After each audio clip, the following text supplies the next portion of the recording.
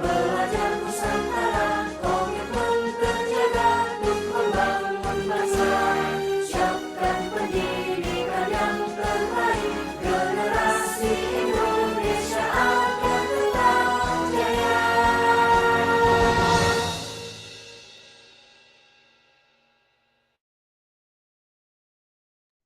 Silakan Bu Cucu.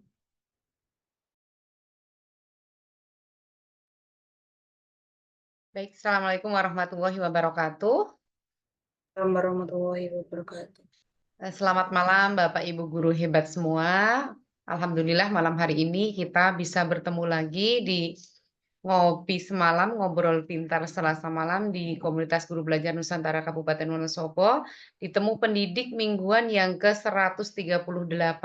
Dan malam hari ini Komunitas Guru Belajar Nusantara Kabupaten Wonosobo bekerja sama dengan SLCC PGRI, Kominfo, dan Dinas Dikpora Kabupaten Wonosobo. Malam hari ini kita kedatangan narasumber dari daerah kita, tapi kece-nya luar biasa ya Pak Catur.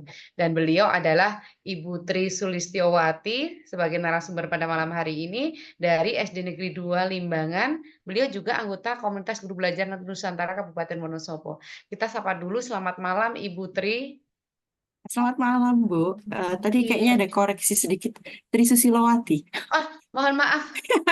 Kayaknya kita harus ini dulu ya Bu, kenalan di darat dulu ya Bu ya. Harus keep in touch dulu deh.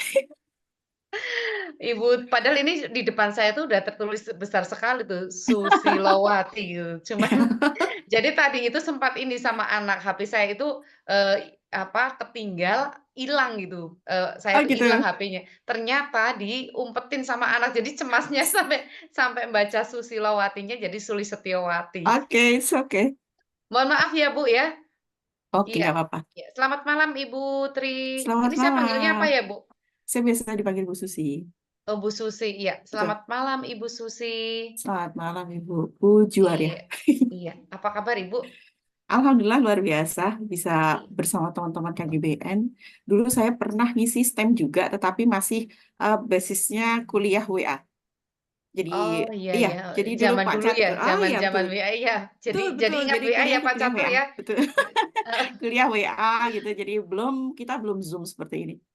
Iya, dan alhamdulillah malam hari ini yang dulu Komunitas Guru Belajar Nusantara Kabupaten ini mengundang Ibu Susi itu dengan WA, mereka tidak tahu seperti apa sih Betul. wajahnya Ibu Susi, dan alhamdulillah malam hari ini teman-teman itu bisa melihat ya meskipun secara daring ya Bu. Mudah-mudahan besok Betul. Ibu bisa hadir di ini ya Bu, di TPN Oke, ya. siap. Kalau pas KGBN punya gawe gitu ya Pak Catur ya. Siap, insya Allah. Iya. Iya. Stay dulu ya Bu. Terima Oke, kasih siap. sudah mau hadir di Ngopi Semalam, dan nanti Ibu Susi akan ditemani oleh Ibu Khalifah sebagai moderator. Dan Ibu Khalifah ini dari SD Negeri 2 Bojasari. Beliau juga anggota Komunitas Guru Belajar Nusantara Kabupaten Wonosobo. Selamat malam Ibu Khalifah, nah salah lagi kan.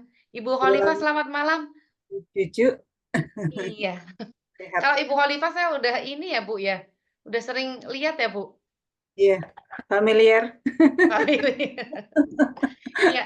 Ya, saling Jadi nanti apa kabar Ibu Khalifah? Alhamdulillah sehat dan bahagia. Bahagia ya. Bahagia ketemu Pak Catur ya. Iya, sudah lama tidak bertemu. Baik, Ibu Khalifah nanti akan membersamai Ibu Susi sampai kurang lebih pukul 21.00. Namun apabila nanti teman-teman masih memerlukan jawaban, kadang kan teman-teman suka pertanyaannya itu banyak sekali gitu, penasaran dengan materi-materi yang disampaikan oleh Ibu Susi, nanti waktunya boleh fleksibel. Dan waktu sepenuhnya saya serahkan pada Bu Khalifah dan Bu Susi. Silahkan Bu Khalifah. Terima kasih Bu Cucu. Baik, saya mulai. Assalamualaikum warahmatullahi wabarakatuh. Sebelumnya cek suara saya sudah bisa didengar jelas nggih? Aman Bu. Sudah.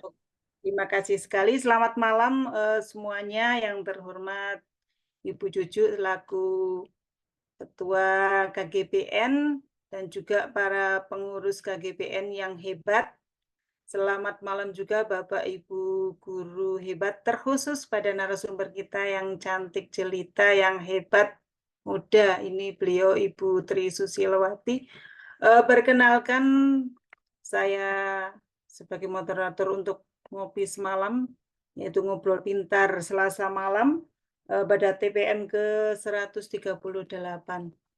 Perkenalkan, nama saya Holifah, berasal dari SDE Negeri 2 Bojasari, dan saya termasuk anggota di KGBN ini juga.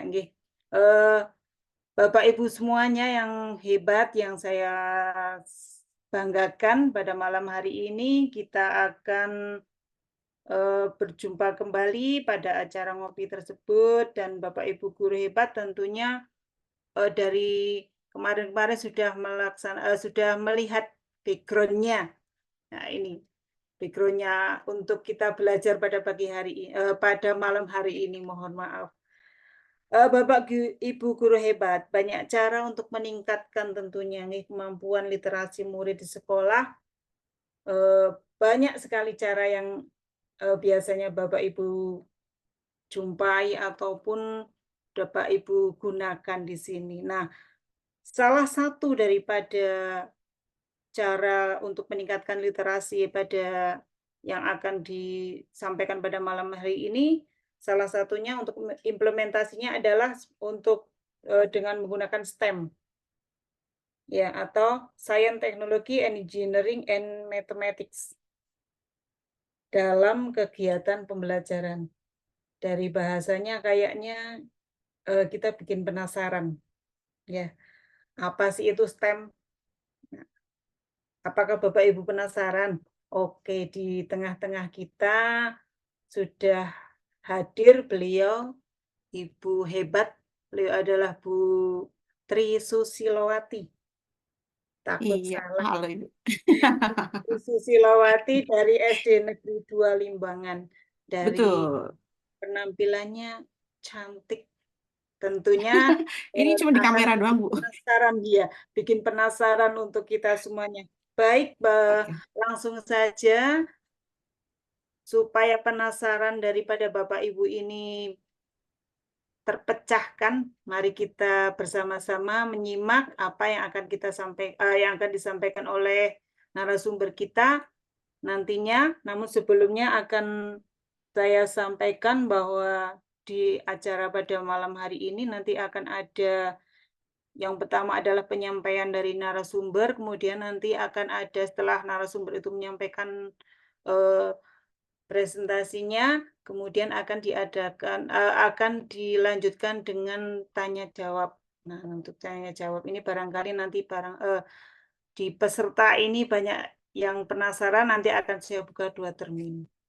Sebelumnya akan saya bacakan langkah-langkah kita mengikuti diskusi supaya diskusi pada malam hari ini bisa lancar dan tidak saling terjadi yang lain-lain, maka akan saya bacakan.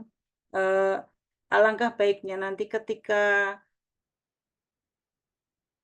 narasumber sedang menyampaikan presentasinya, untuk kita semuanya bisa memperhatikan dengan baik, untuk unmute, kemudian peserta sebaiknya ini tidak memposting hal-hal yang membuat kita pecah perhatiannya, untuk unmute. Kemudian nanti saat pemaparan kita semua unmute sehingga bisa konsentrasi dalam menyimak materi pada malam hari ini. Kemudian nanti pada sesi diskusi silakan bisa raise hand setelah saya buka.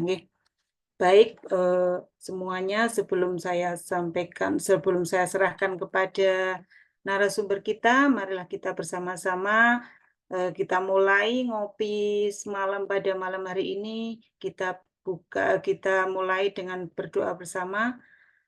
Untuk yang beragama Islam ini, mari bersama-sama membaca basmalah. Untuk yang non-Islam bisa menyesuaikan. Berdoa dimulai. Bismillahirrahmanirrahim.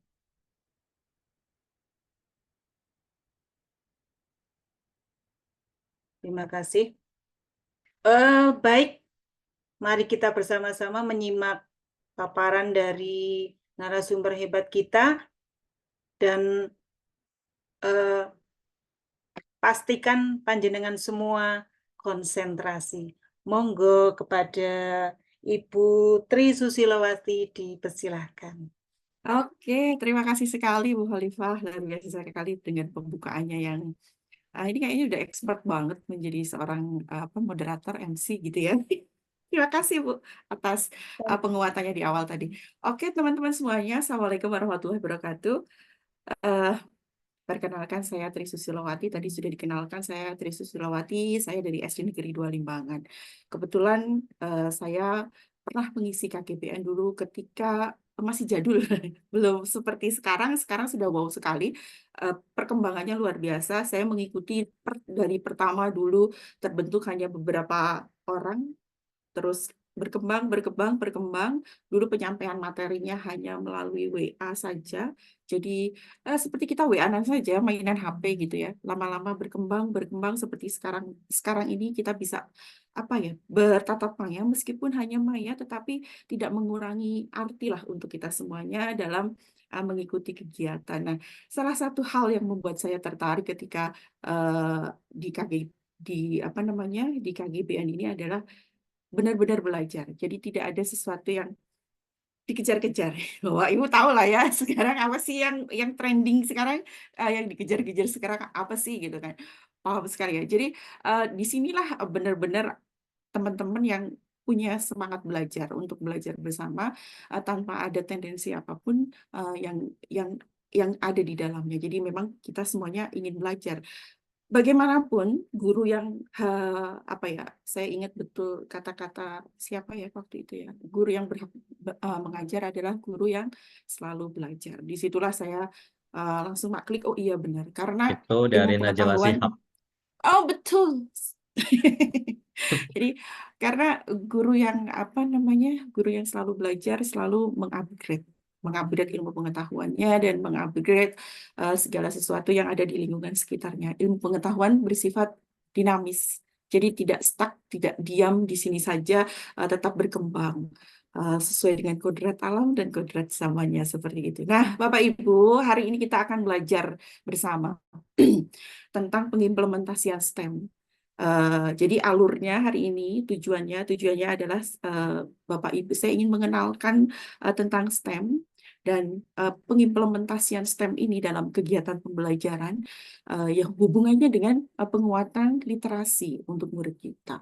Kita nanti akan kupas beberapa hal mengapa sih literasi penting sampai dengan pengimplementasian STEM tersebut. Lalu kita akan melihat video tentang kegiatan pengimplementasian STEM yang itu ternyata adalah hal yang mudah, bukan hal yang sulit. Jadi tidak menggunakan hal-hal yang wow, mahal dan sebagainya. Nah, saya di sini sebagai berbagi ilmu begitu. Bukan berarti saya paling tahu atas apa yang sudah saya lakukan. Nanti kita bisa diskusi, mungkin di sini ada yang pernah melakukan atau mengimplementasikan STEM ini juga, nanti kita bisa berdiskusi bersama.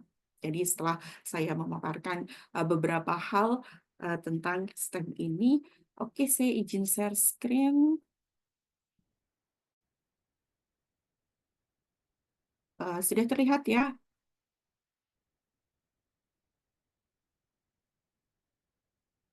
Sudah ya? Sudah. Oke, thank you. Nah, kita akan belajar tentang implementasi STEM dalam pembelajaran untuk memperkuat literasi murid. Nah, Bapak Ibu, saya merupakan NSB PBIKM PMM. Jadi kebetulan kemarin saya mendapatkan salah satu apresiasi dari Kementerian Pendidikan tentang cerita praktik baik. Nah, cerita praktik baik saya ini ada di dalamnya adalah implementasi tentang STEM. Jadi implementasi tentang STEM di mana di dalamnya itu tidak berdiri sendiri. Jadi mata pelajaran tidak berdiri sendiri, tetapi saya implementasikan STEM di dalamnya. Jadi dengan saya berikan beberapa cerita di dalamnya yang memang cerita tersebut adalah cerita yang benar-benar real. Jadi tidak mengada-ada, memang itu berasal dari murid saya sendiri. Maka saya ikutkan ke dalam kompetisi tersebut, alhamdulillah saya mendapatkan apresiasi tersebut. Nah, Bapak Ibu, ternyata nanti Bapak Ibu akan mengetahui betapa STEM ini membantu sekali untuk murid kita untuk melaksanakan kegiatan yang memang benar-benar menyenangkan dan bermakna, di mana mereka akan tidak merasa bahwa itu adalah belajar, tetapi mereka mengetahui sesuatu hal yang baru dan bermakna dalam artian bahwa mereka tahu tentang lingkungan mereka. Dan itu sangat-sangat berarti buat murid kita. Terlebih yang kemarin saya sampaikan di depan Kementerian Pendidikan bahwa pendidikan yang menyenangkan dan bermakna bukanlah hal yang sulit. Pendidikan yang menyenangkan dan bermakna itu bisa kita ciptakan sendiri sebenarnya. Nah, ini adalah sekilas tentang STEM ini. Oke, kita akan mulai masuk ke materi Bapak Ibu. Ini adalah tentang kemampuan abad 21. Jika kita berbicara masalah STEM, kita berbicara masalah literasi, maka tidak akan bisa lepas dari tentang kemampuan abad 21. Kemampuan abad 21 mau tidak mau, suka tidak suka, Bapak Ibu suka tidak suka, tetap murid-murid kita nanti akan sampai ke sana. Malah justru di saat sekarang ini sudah ada. Jadi mau tidak mau, suka tidak suka, kita harus mengajarkan beberapa hal ini. Karena apa? Ini adalah menjadi sebuah bekal. Bekal untuk murid kita ketika sudah lepas dari sekolah, maka dia harus mempunyai berbagai keterampilan yang bisa mempertahankan hidupnya. Itulah beberapa esensi dari sekolah. Jadi sekolah tidak hanya harus menghafalkan sesuatu, tetapi sekolah membekali sesuatu. Nah, disinilah ketika pemerintah mulai mulai melaksanakan yang namanya ANBK, AKM. Pertama kali dilaksanakan banyak sekali sekolah-sekolah yang seperti kebakaran jenggot ya. Jadi merah semuanya, rapot pendidikannya merah semuanya, yang di dalamnya literasi, numerasi sangat-sangat di bawah rata-rata merah. Bukan lagi kuning, tetapi sudah merah. Nah, disitulah terlihat bahwa kegiatan pembelajaran di dalam sebuah sekolah itu belum mengarah ke skillnya, kemampuannya.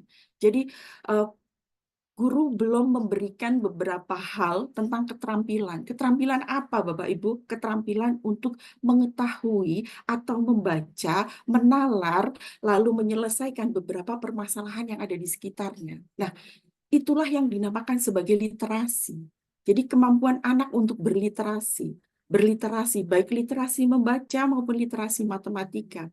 Jadi disitulah pemerintah melihat bahwa ketika sebuah rapot pendidikan dari sebuah sekolah berwarna merah, maka diindikasi oleh pemerintah bahwa sekolah tersebut belum mengajarkan beberapa hal keterampilan. Keterampilan untuk apa? Keterampilan untuk membaca, memahami, menyelesaikan masalah, menalar beberapa hal yang ada di lingkungannya.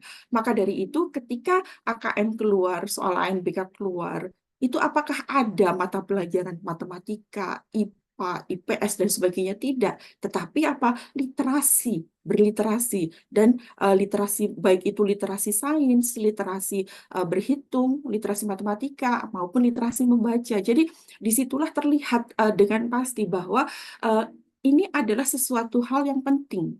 Ini adalah sesuatu hal yang penting. Ketika anak-anak sudah baik literasinya, dia sudah bisa membaca lingkungannya, dia sudah bisa menalar apa yang ada di sekitarnya, dan dia bisa menyelesaikan beberapa masalah yang ada di sekitarnya. Insya Allah ini literasi yang ada di sekolah pun itu akan menguat.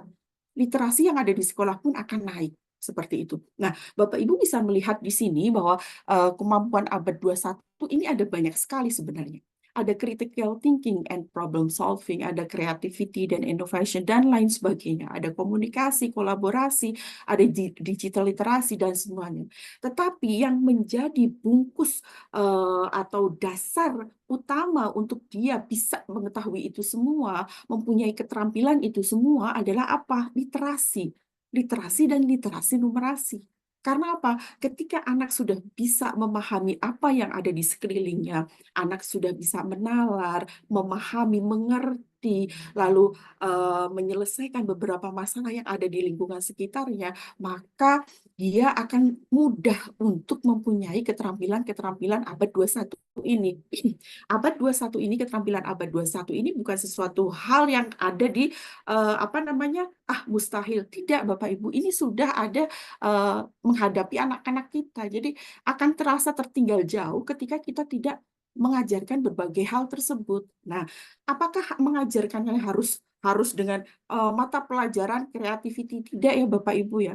Pasti Bapak Ibu sudah paham lah bahwa harus melalui berbagai macam kegiatan pembelajaran. Nah, ini berikutnya adalah saya berusaha untuk membangun pemahaman terlebih dahulu. Nanti kita akan masuk ke materi pokok. Yang berikutnya adalah tentang literasi baru. Nanti Bapak Ibu akan melihat, oh ternyata antara STEM dan literasi itu ikatannya sangat kuat. Nah, ini adalah tentang literasi baru. Kita punya beberapa, mungkin Bapak Ibu pernah mengikuti webinar yang saya isi gitu ya. Ini ada literasi baru dan literasi lama. Apakah ada literasi baru dan literasi lama? Ada. Literasi lama adalah membaca, menulis, dan matematika. Tetapi literasi baru itu ada literasi data, literasi teknologi, dan literasi manusia. Nah, yang sekarang menjadi benar-benar yang di titik poin yang utama adalah di sini Bapak Ibu, di literasi manusia. Literasi manusia ini yang mulai terkikis dari anak-anak kita sekarang. Bapak Ibu pasti tahu ya, ketika anak-anak kita kalau disuruh pegang gadget, dia akan cepat sekali menulis WA, dia akan lebih cepat. Tetapi ketika dia suruh berkomunikasi dengan orang lain, dia akan stuck, diam, bingung. Apa ya, saya mau ngomong apa ya? Tetapi disinilah mulai dibangun. Maka dari itu ketika literasi dibangkitkan lagi sekarang, karena apa? Sangat relate dengan kurikulum yang sekarang sedang berjalan. Nah, saya agak flashback ke belakang, di dalam kurikulum Merdeka ini, kegiatan literasi sudah disampaikan secara eksplisit, tidak implisit lagi, tetapi sudah eksplisit.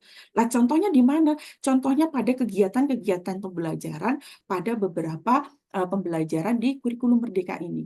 Nah, Bapak Ibu pasti sudah paham adanya P5 ya. Di P5 tersebut, anak-anak cenderung untuk dikelompokkan.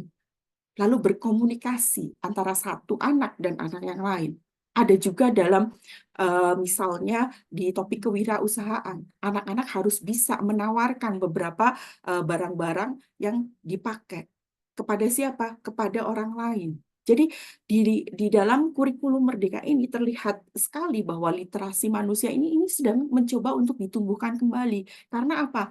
Literasi manusia ini menjadi salah satu bekal untuk anak-anak menghadapi keterampilan abad 21 ini, untuk mempunyai keterampilan abad 21 ini.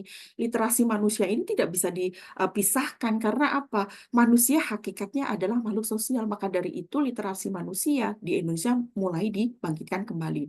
Nah, berbeda pada luar negeri. Di luar negeri, literasi manusia ini sudah mulai dari tahun lalu dibangkitkan lagi dengan cara apa? Mengadakan berbagai acara diskusi pada tingkat elementary school. Jadi pada primary school mereka sudah mulai diskusi, mempertahankan pendapatnya. Jadi debat itu untuk anak-anak kelas primary school itu benar-benar sangat ditekankan karena apa? Ketika sedang berdebat, kita akan bisa menilai, anak akan mempertahankan beberapa jawabannya. Nah, ini adalah salah satunya. Nanti kita akan lihat ternyata di STEM pun sama, ada hal tersebut. Ini adalah literasi yang baru. Jadi ada literasi data, ada literasi teknologi. Jadi literasi itu tidak berdiri sendiri ya Bapak Ibu ya. Bapak Ibu pasti sudah sering sekali mendengar bahwa literasi itu ngeblend menjadi satu dalam kegiatan apapun karena hakikatnya hidupnya nanti anak-anak akan dikitari dengan literasi. Banyak sekali literasi di situ.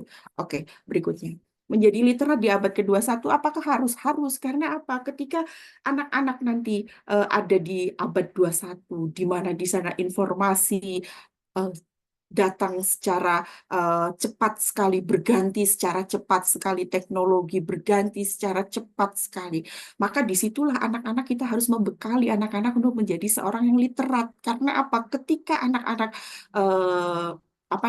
melihat sesuatu hal yang itu tidak benar, misalnya dalam artian tidak benar, maka dia bisa mencari sumber yang memang hal yang betul gitu loh. Jadi dia tidak termakan oleh berita-berita hoax. Nah, Bapak Ibu kan pasti paham ya, anak-anak kan sering banget scroll-scroll HP secara cepat gitu ya. Nah, untuk mengubah mindset anak, tadi pagi saya baru mendengarkan salah satu podcast dari Gita Wirjawan bahwa ketika kita akan anak melihat tayangan-tayangan yang short itu ya, yang short video-video short, itu akan dengan mudah untuk terpengaruh cara berpikirnya. Jadi ternyata untuk mempengaruhi cara berpikir anak itu sebenarnya sangat mudah. Dengan apa? Dengan berbagai hal yang dia suka.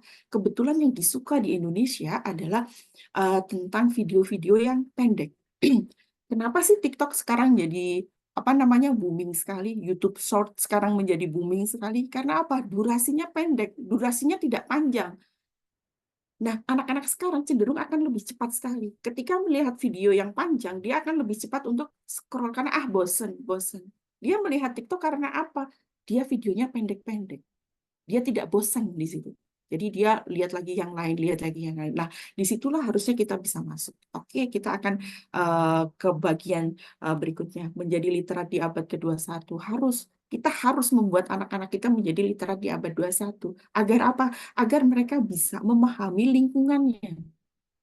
Dia bisa, yang paling utama adalah bisa mempertahankan hidupnya. Itu adalah sesuatu esensi dari mereka belajar tentang literasi dan literasi numerasi. Nah, lalu apa yang harus dilakukan oleh guru? Kita sebagai seorang guru harus dong membekali murid-murid kita. Agar apa? Agar menjadi seorang literat di abad 21. Nah, kita bisa masukkan literasi numerasi ke dalam kegiatan pembelajaran. Nah, Bapak Ibu, salah satu metode kegiatan pembelajaran yang relate atau yang mendukung dengan literasi adalah project-based learning. Project-based learning ini ternyata oleh pemerintah disarankan sekali untuk digunakan di sekolah. Karena apa? Project-based learning ini memperkuat literasi murid yang sudah mulai terbangun. Jadi, pada kegiatan P5 ini sudah ada penguatan literasi, berbagai penguatan literasi, baik itu literasi manusia, baik itu literasi data, baik itu literasi membaca, baik itu literasi numerasi. Di P5 ini sudah ada, mulai ditumbuhkan, lalu dikuatkan pada kegiatan pembelajaran. Di kegiatan pembelajaran inilah disarankan untuk menggunakan project-based learning. Mengapa menggunakan project-based learning ini bisa menguatkan literasi? Nah, karena apa? Di dalam project-based learning ini menggunakan masalah-masalah yang kontekstual. Jadi masalah-masalah yang benar-benar real ada dan di sekitar murid. Dan pada project-based learning ini benar-benar membuat anak untuk berpikir secara kritis. Dan anak bisa memecahkan beberapa permasalahan. Nanti kita akan melihat video yang benar-benar menunjukkan bahwa project-based learning ini benar-benar menumbuhkan rasa keinginan tahuan dan memecahkan beberapa permasalahan dan menggunakan beberapa sumber-sumber pembelajaran. Jadi sumber belajar mungkin yang kita tahu sumber belajar adalah hanya dari buku guru seperti itu ya. Tapi untuk sekarang Bapak Ibu pasti saya yakin Bapak Ibu sudah memahami bahwa sumber belajar itu banyak sekali. Nah, sumber belajar sebenarnya yang paling utama adalah di lingkungan kita. Karena apa? Dengan murid tahu lingkungannya, otomatis murid akan lebih percaya diri. Dan dia mengerti, oh ini cara menggunakannya seperti ini. Cara saya menjaga seperti ini. Jadi lebih tepat daripada dia menggunakan beberapa hal yang tidak kontekstual. Nah, itu mengapa project-based learning ini sangat relevan dilakukan untuk memperkuat literasi. Oke. Nah, bagian dari project-based learning ini adalah STEM. Jadi, STEM ini adalah bagian dari project-based learning.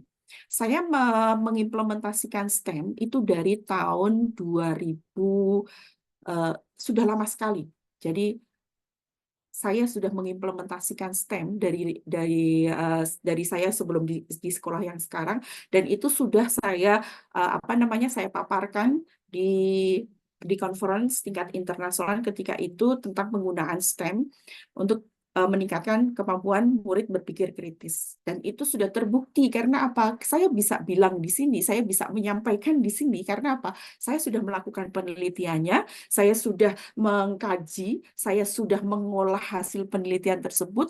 Hasil penelitian tersebut sudah saya sampaikan pada tingkat internasional di salah satu conference, dan sekarang sudah terbit dalam jurnal internasional. Jadi maka dari itu saya bisa mengatakan bahwa STEM ini memang benar-benar terbukti untuk meningkatkan anak untuk berpikir kritis.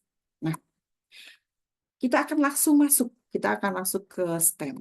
Apa sih itu STEM? STEM, kalau singkatannya tadi sudah disampaikan ya, Science, Teknologi, Engineering, and Mathematics. Ini adalah sainsnya. Lalu ini adalah teknologinya. Nah, kalau di Indonesia kan, engineering, kita mengambil makna adalah direkayasa. Dan ini adalah matematiknya. Nah, pengertian STEM kalau ini hanya pengertiannya saja ya. Ini adalah sains, kajian tentang fenomena alam yang melibatkan observasi dan pengukuran. Ini hanya pengertian singkatnya. Nanti akan kita lihat lebih dalam lagi dari sains, teknologi, engineering, and mathematics. Lalu teknologinya, inovasi untuk memodifikasi alam agar memenuhi kebutuhan dan keinginan manusia.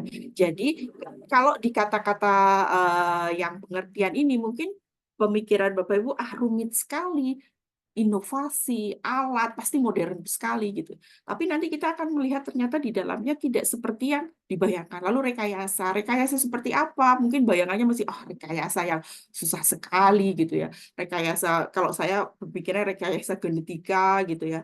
Jadi tidak, nanti kita akan melihat ternyata sangat sederhana. Lalu matematik tentang pola, tentang pattern ya kalau bahasa Inggrisnya, lalu hubungan-hubungan, dan menyediakan bahasa bagi teknologi, sains, dan engineering. Jadi bahasa dalam artian bahasa pemrograman itu kan ada ya Bapak Ibu ya, itu kan ada 1010, lalu pemrograman yang lain itu kan menggunakan bahasa matematika, tetapi itu pada teknologi yang tinggi. Tetapi nanti kita akan melihat ternyata tidak serumit itu. Oke, kita masuk ke dalam sainsnya. Nah, sains itu ternyata tidak hanya sekedar melakukan percobaannya. Kalau misalnya pada tingkat SD seperti saya, sains itu lebih banyak ke melihat percobaan ini, percobaan itu, lalu alam gitu ya. Tidak, namun cara pandang kita akan menggiring anak nanti melihat cara pandang anak terhadap alam semesta. Bagaimana cara berpikir, serta memberikan bukti dari segala kejadian alam. Nah, inilah yang tadi saya sampaikan kepada Bapak Ibu bahwa saya ketika membuat suatu karya tentang STEM yang kemarin sudah saya berikan di Kementerian Pendidikan, bahwa saya mencoba memberikan kepada anak agar anak bisa memandang bahwa alam semesta ini adalah butuh dipelihara, butuh sustainable.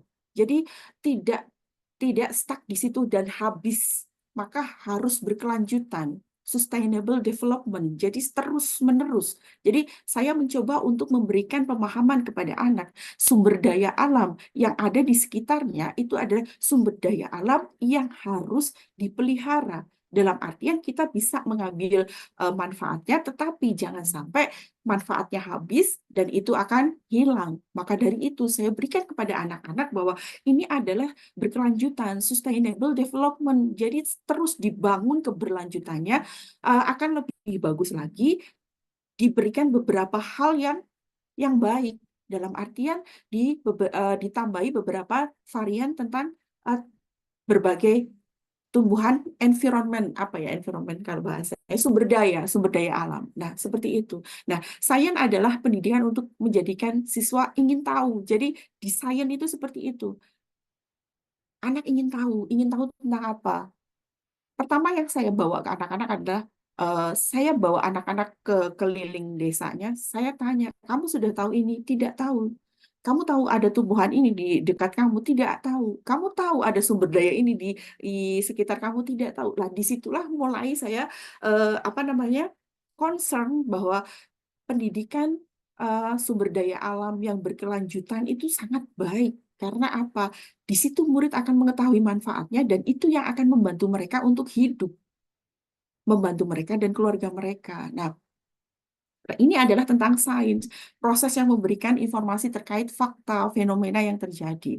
Disitulah saya masuk ketika itu saya masuk kepada apa namanya pembelajaran tentang global warming waktu itu. Jadi saya benar-benar masuk ke dalam apa namanya pemikiran mereka yang masih sangat sederhana. Saya mulai dari paling bawah ketika itu. Nah, ini adalah tentang teknologi. Jadi teknologi jangan dipikirkan bahwa teknologi adalah teknologi yang sulit, yang susah, yang riwah, yang ribet dan sebagainya. Tidak. Teknologi adalah benda atau alat yang membuat hidup lebih mudah. Sekali lagi, membuat hidup lebih mudah. Dalam artian itu adalah membantu kita, membantu manusia. Membantu manusia. Jadi teknologinya adalah sebuah alat yang membantu manusia untuk hidup lebih mudah. Nah, saya membuat suatu alat dalam teknologi ini, dalam teknologi STEM yang tadi saya sampaikan, saya contohkan tentang global warming ini bukan dari alat-alat yang susah, tetapi saya menggunakan alat yang mudah dan alat yang ada di sekitar murid, menggunakan botol aqua bekas, menggunakan berbagai hal yang bisa saya manfaatkan. Karena apa? Inilah yang hakikatnya STEM itu berada, tidak perlu menggunakan beberapa hal yang mahal yang harus kita cari di toko misalnya dengan harga yang mahal, tidak, tetapi menggunakan beberapa hal kita bisa memanfaatkan barang-barang sekitar kita. Nah, disinilah teknologi ini bekerja. Jadi teknologi dapat berkontribusi pada desain dan implementasi kegiatan STEM dalam berbagai cara. Jadi banyak sekali caranya ya Bapak Ibu ya. Jadi teknologi ini hanya alatnya saja untuk membantu kita memahamkan pemahaman yang kita tuju kepada murid. Nah, lalu rekayasa. Jadi ketika Bapak Ibu mendengarkan kata engineer, jangan berpikiran bahwa engineer itu anak-anak kita akan jadi tukang insinyur ya, seperti Sidul. Ini jadul banget saya ya. Jadi engineering rekayasa aplikasi kreatif dari sains. Jadi metode matematika dan bukti-bukti empiris. Jadi membangun strukturnya. Jadi ketika saya menyediakan alat-alat yang sudah ada, lalu direkayasa oleh anak-anak, dirakit, dimodifikasi, lalu digunakan. Disinilah namanya rekayasa atau engineering bekerja. Jadi merakit produknya, merakit alat-alatnya. Jadi ketika di STEM ini, alatnya itu tidak ada alat baku sekali lagi Bapak Ibu. Jadi tidak ada alat untuk kegiatan pembelajaran yang baku. Jadi alatnya adalah alat-alat yang kita buat sendiri bersama anak-anak. Dan alat-alatnya antara satu anak dan anak lain bisa jadi berbeda. Karena apa? Mereka adalah selalu mencoba. Coba kalau ini saya buat berbeda, misalnya tadi yang untuk untuk global warming menggunakan 3 botol aqua, misalnya botol bekas gitu ya, botol bekas. Misalnya saya menggunakan 3, ternyata ada anak, Bu, kalau saya mencoba 2 seperti apa? Dan mereka pun mencoba untuk 2, ternyata tidak bisa. Mereka pun nyoba, Bu, kalau 4 seperti apa? Jadi mereka merekayasa, mereka mencoba. Manakah desain yang paling baik? Ketika sudah menemukan desain yang paling baik, mereka lalu berpikir, oh iya, ternyata mengapa ini menjadi suatu desain yang paling baik? Mereka tahu sebabnya. Seperti itu. Nah, matematikanya adalah studi tentang suatu pola dan hubungan, cara berpikir yang teratur dan konsisten. Dalam artian ini ada kata-kata tentang teratur dan konsisten dalam artian bahwa komputasi, Bapak Ibu pasti mengetahui tentang computational thinking skill ya Bapak Ibu ya. Nah, computational thinking skill ini adalah sesuatu hal pemikiran yang teratur, terstruktur dengan baik. Jadi ketika kita mendengar kata-kata tentang computational thinking skill, kita akan berpikir bahwa itu adalah cara berpikiran yang digital, karena ada kata-kata komputasi gitu ya. Padahal tidak.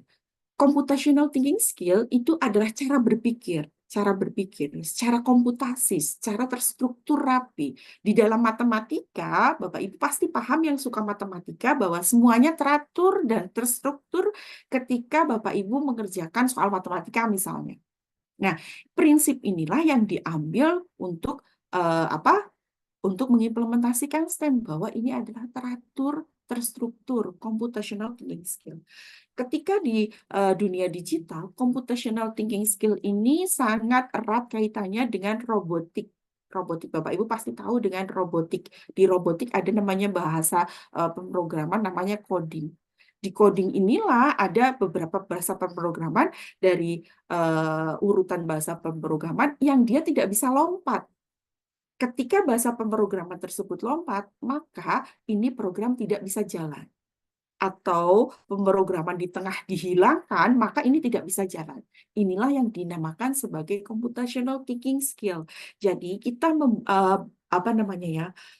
berharap bahwa anak-anak kita akan berpikir secara teratur dan terstruktur. Sehingga ketika sebuah perencanaan sudah teratur dan terstruktur dengan rapi, maka ketika dilaksanakan juga akan teratur dan terstruktur. Dan nanti di dalam rekayasanya juga akan lebih rapi lagi. Nah, ini adalah matematikanya. Jadi matematikanya lebih kepada computational thinking skill dan pola atau pattern. Jadi suatu pola. Nanti Bapak Ibu akan melihat, oh iya seperti ini. Nah, ini pentingnya STEM. Pentingnya STEM itu seperti apa sih pentingnya STEM? Yang pertama adalah pengetahuan mendalam tentang suatu objek. Nah, ini poin satu lagi, Bapak Ibu. Bapak Ibu pasti paham di dalam kurikulum Merdeka tidak ada yang namanya kompetensi dasar yang harus dimiliki oleh murid kita dalam waktu 1 tahun ya, Bapak Ibu. Bapak Ibu hanya diberikan CP-nya saja. Hanya diberikan CP-nya saja, nanti Bapak Ibu akan memilih materi yang esensial, yang dianggap penting, yang itu dibutuhkan oleh murid-murid. Untuk apa? Untuk mengerti yang kontekstual di lingkungan mereka itu. Jadi, sudah pasti antara satu sekolah dan sekolah lain pasti akan berbeda. Nah, disinilah pengetahuan mendalam tentang suatu objek ini harus bekerja. Nah, di dalam kurikulum Merdeka ini sudah mendukung sekali ketika capaian kita hanya diberi capaian pembelajarannya saja. Kita hanya diberi, ini diberi capaian pembelajarannya saja, pilihlah materi esensialnya, materi yang dikira paling penting. Nah, dikira paling penting, disitulah yang kita tekankan betul-betul. Jadi sampai mereka paham. Nah, salah satu contohnya, yang pertama ini adalah salah satu contohnya adalah seperti ini, Bapak Ibu. Ketika saya mengajarkan listrik kepada anak-anak, ini tahun lalu saya mengajarkan listrik kepada anak-anak. Saya anggap ini adalah materi yang penting. Saya menganggap ini adalah materi yang penting karena apa? Listrik ada di sekitar mereka. Nah, semua materi saya berikan, tetapi penekanannya berbeda. Jadi penekanan pada listrik saya tekankan lebih dalam lagi. Jadi ketika saya berikan materi ini listrik, anak-anak saya berikan tentang pemahaman listrik, bagaimana listrik sampai di rumah mereka dan sebagainya. Nah, yang saya lebih pahamkan lagi kepada anak-anak adalah tentang daya. Jadi saya minta kepada mereka untuk menghitung daya di rumah masing-masing, penggunaan listrik di rumah masing-masing. Lalu mereka menghitung berapa rupiah yang habis setiap rumah mereka sendiri. Setelah itu mereka tahu, oh Bu, kalau saya menghidupkan lampu ini berapa watt gitu ya, saya berarti harus membayar sekian. Setelah itu mereka lagi, saya harus membayar sekian. Dan setelah mereka melihat yang harus dibayarkan setiap rumah, mereka ada satu anak yang bertanya, Bu, listrik itu sebenarnya dari mana? Sumbernya itu dari mana? Ini ada satu anak yang tanya. Ini adalah menggunakan bahan bakar. Ada juga yang menggunakan renewable energy, misalnya menggunakan tenaga air, tenaga surya, dan saya berikan semuanya itu. Nah, lalu mereka bertanya, Bu, kalau bahan bakar habis berarti listrik mati. Lalu saya berikan kepada mereka. Akhirnya saya buat suatu alat yang sangat sederhana, kincir dengan kincir sederhana sekali. Saya sambungkan dengan dinamo sepeda. Saya sambungkan dengan dinamo sepeda dan bisa menghidupkan lampu meskipun kecil. Saya ingin membuktikan kepada mereka bahwa air itu bisa menghidupkan lampu meskipun itu kecil. Jadi, kita bisa menghemat energi sebenarnya dengan menggunakan energi-energi terbarukan atau renewable energy. Dari situ anak-anak mulai paham dan mulai bertanya bahwa oh angin berarti bisa. Jadi mereka tahu cara kerjanya. Nah, disitulah tentang pengetahuan mendalam tentang suatu objek. Nah, itulah saya salah satu menggunakan STEM. Kemudian adalah kreativitas. Lalu pemecahan masalah, berpikir kritis, dan keterampilan berkomunikasi. Ini adalah yang kreativitas. Kreativitas tadi seperti yang sudah saya sampaikan kepada Bapak Ibu. Makin banyak gagasan, makin kreatif. Karena apa? Ketika anak-anak saya berikan berbagai pembelajaran, saya melaksanakan STEM ini justru dari pertanyaan murid-murid saya. Jadi saya memberikan pembelajaran terlebih dahulu, lalu ada yang bertanya, disitulah mulai semacam pertanyaan pemantik gitu ya, memantik saya untuk oh iya, anak-anak harus membuktikan tentang ini. Nah, kemampuan mengkombinasikan berbagai elemen dengan cara baru. Jadi seperti yang sudah saya lakukan tadi pada percobaan pada percobaan kincir angin. Mengkombinasikan berbagai elemen dengan cara baru. Nah, anak-anak sekarang jarang sekali yang tahu dinamo sepeda, Bapak Ibu. Dinamo sepeda sekarang kan bentuknya berbeda ya. Jadi anak-anak sekarang jarang sekali mengetahui dinamo sepeda. Saya perlihatkan dinamo sepeda, saya bawa gini, ini apa? Kalian tahu ini apa nggak? Nggak tahu semuanya. Dinamo sepeda itu tidak tahu. Tapi begitu saya berikan saya berikan contohnya, mereka baru tahu. Lalu ini ada kata-kata muncul saat seseorang diizinkan untuk gagal berkali-kali, untuk sukses berkali-kali, untuk sukses sekali dipengaruhi oleh motivasi intrinsik. Jadi ketika anak-anak merekayasa satu alat, jadi gini Bapak Ibu, ketika anak-anak membuat yang kincir ini, saya berikan contoh, mereka membuat, ini tidak langsung jadi Bapak Ibu. Jadi tidak langsung kincir dibuat terus langsung nyala gitu, tidak. Ini berhari-hari kami mencoba bersama anak-anak. Gagalnya terus-menerus. Tetapi berhasilnya hanya sekali. Pas terakhir sudah mencoba berkali-kali, akhirnya berhasil. Nah, mencoba sampai gagal berkali-kali ini maunya anak-anak, Bu, ayo Bu, dicoba lagi. Bu, ayo Bu, saya ingin tahu ini benar-benar bisa menghidupkan lampu atau tidak. Karena motivasi mereka lah saya jadi terpacu. Oke, ayo kita coba terus. Jadi kita berikan motivasi kepada anak. Ternyata hal tersebut itu menimbulkan motivasi intrinsik yang luar biasa. Jadi tanpa saya paksa, tanpa saya suruh, dia mau untuk melaksanakan hal tersebut dan rasa keingintahuannya super sekali. Nah, disitulah benar-benar critical thinking-nya, kreativitasnya itu benar-benar terasah dengan baik. Nah, berikutnya adalah berpikir kritisnya. Berpikir kritisnya ini ada 4 elemen pada STEM ini. Evaluasi bukti. Anak-anak harus membuktikan.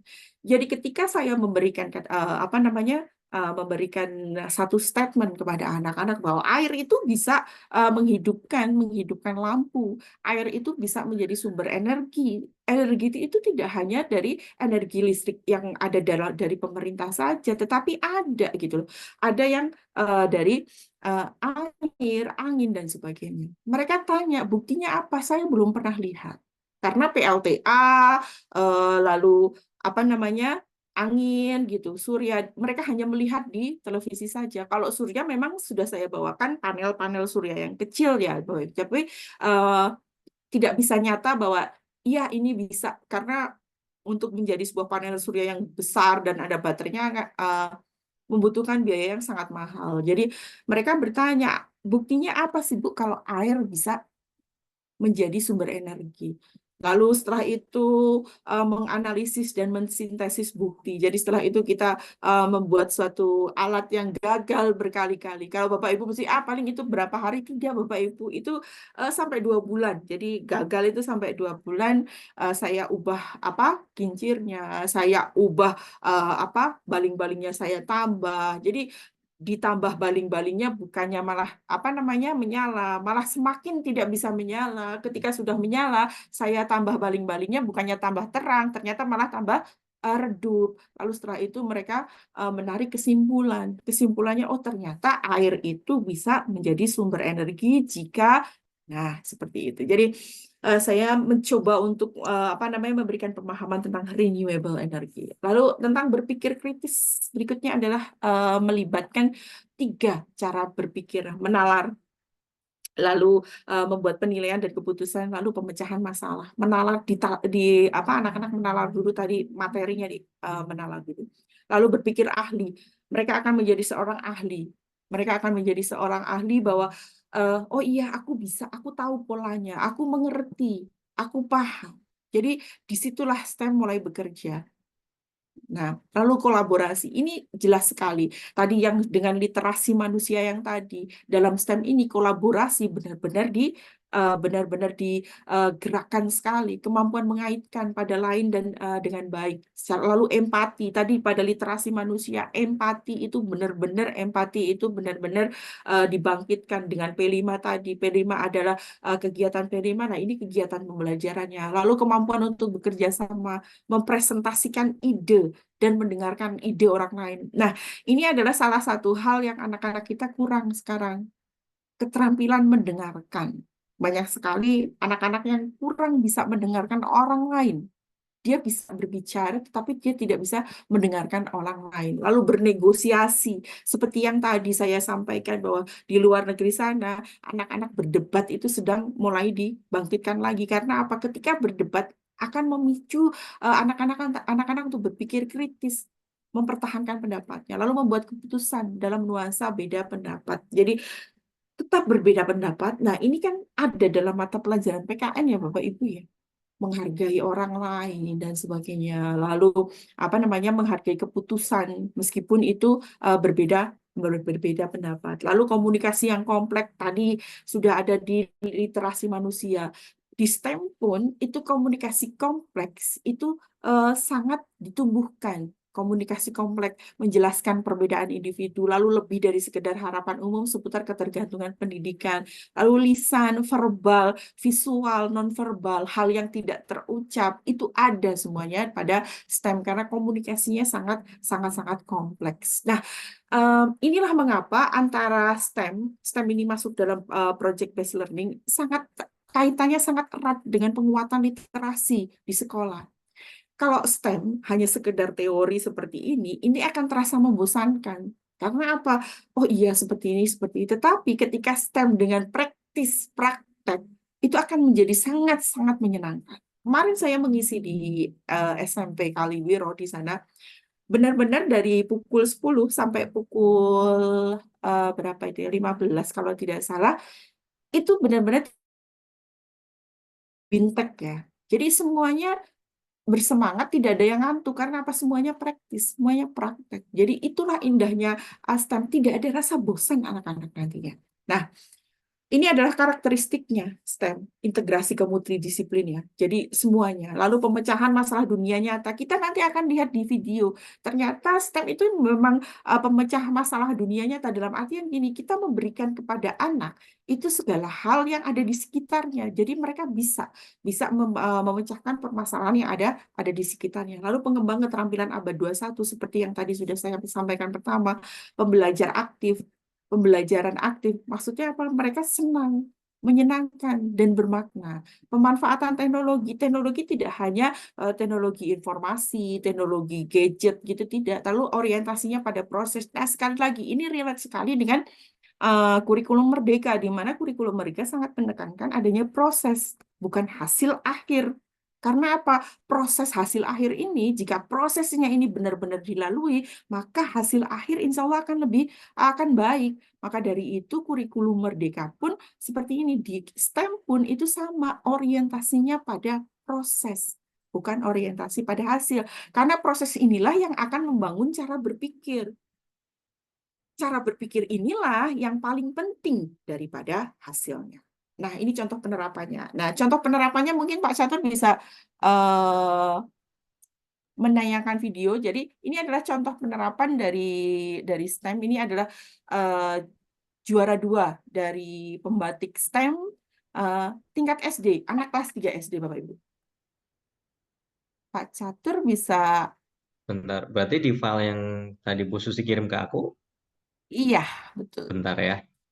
Mungkin Yang di, Bu, mungkin akan ada teman-teman dulu yang ingin berdiskusi sebentar gitu sambil menyiapkan desain. oke, siap. Oke, Monggo Bu mungkin teman-teman. Khalifah.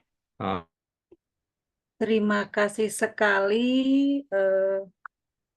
Ya, menarik sekali. Kalau menurut saya yang tadi sudah dipaparkan oleh Ibu Tri ini 3 huruf buat saya. WOW. Wow, keren sekali. Bisa disimpulkan bahwa ternyata STEM ini memang penting nih. Di sini kalau kita lihat sangat-sangat menantang bagi murid dan juga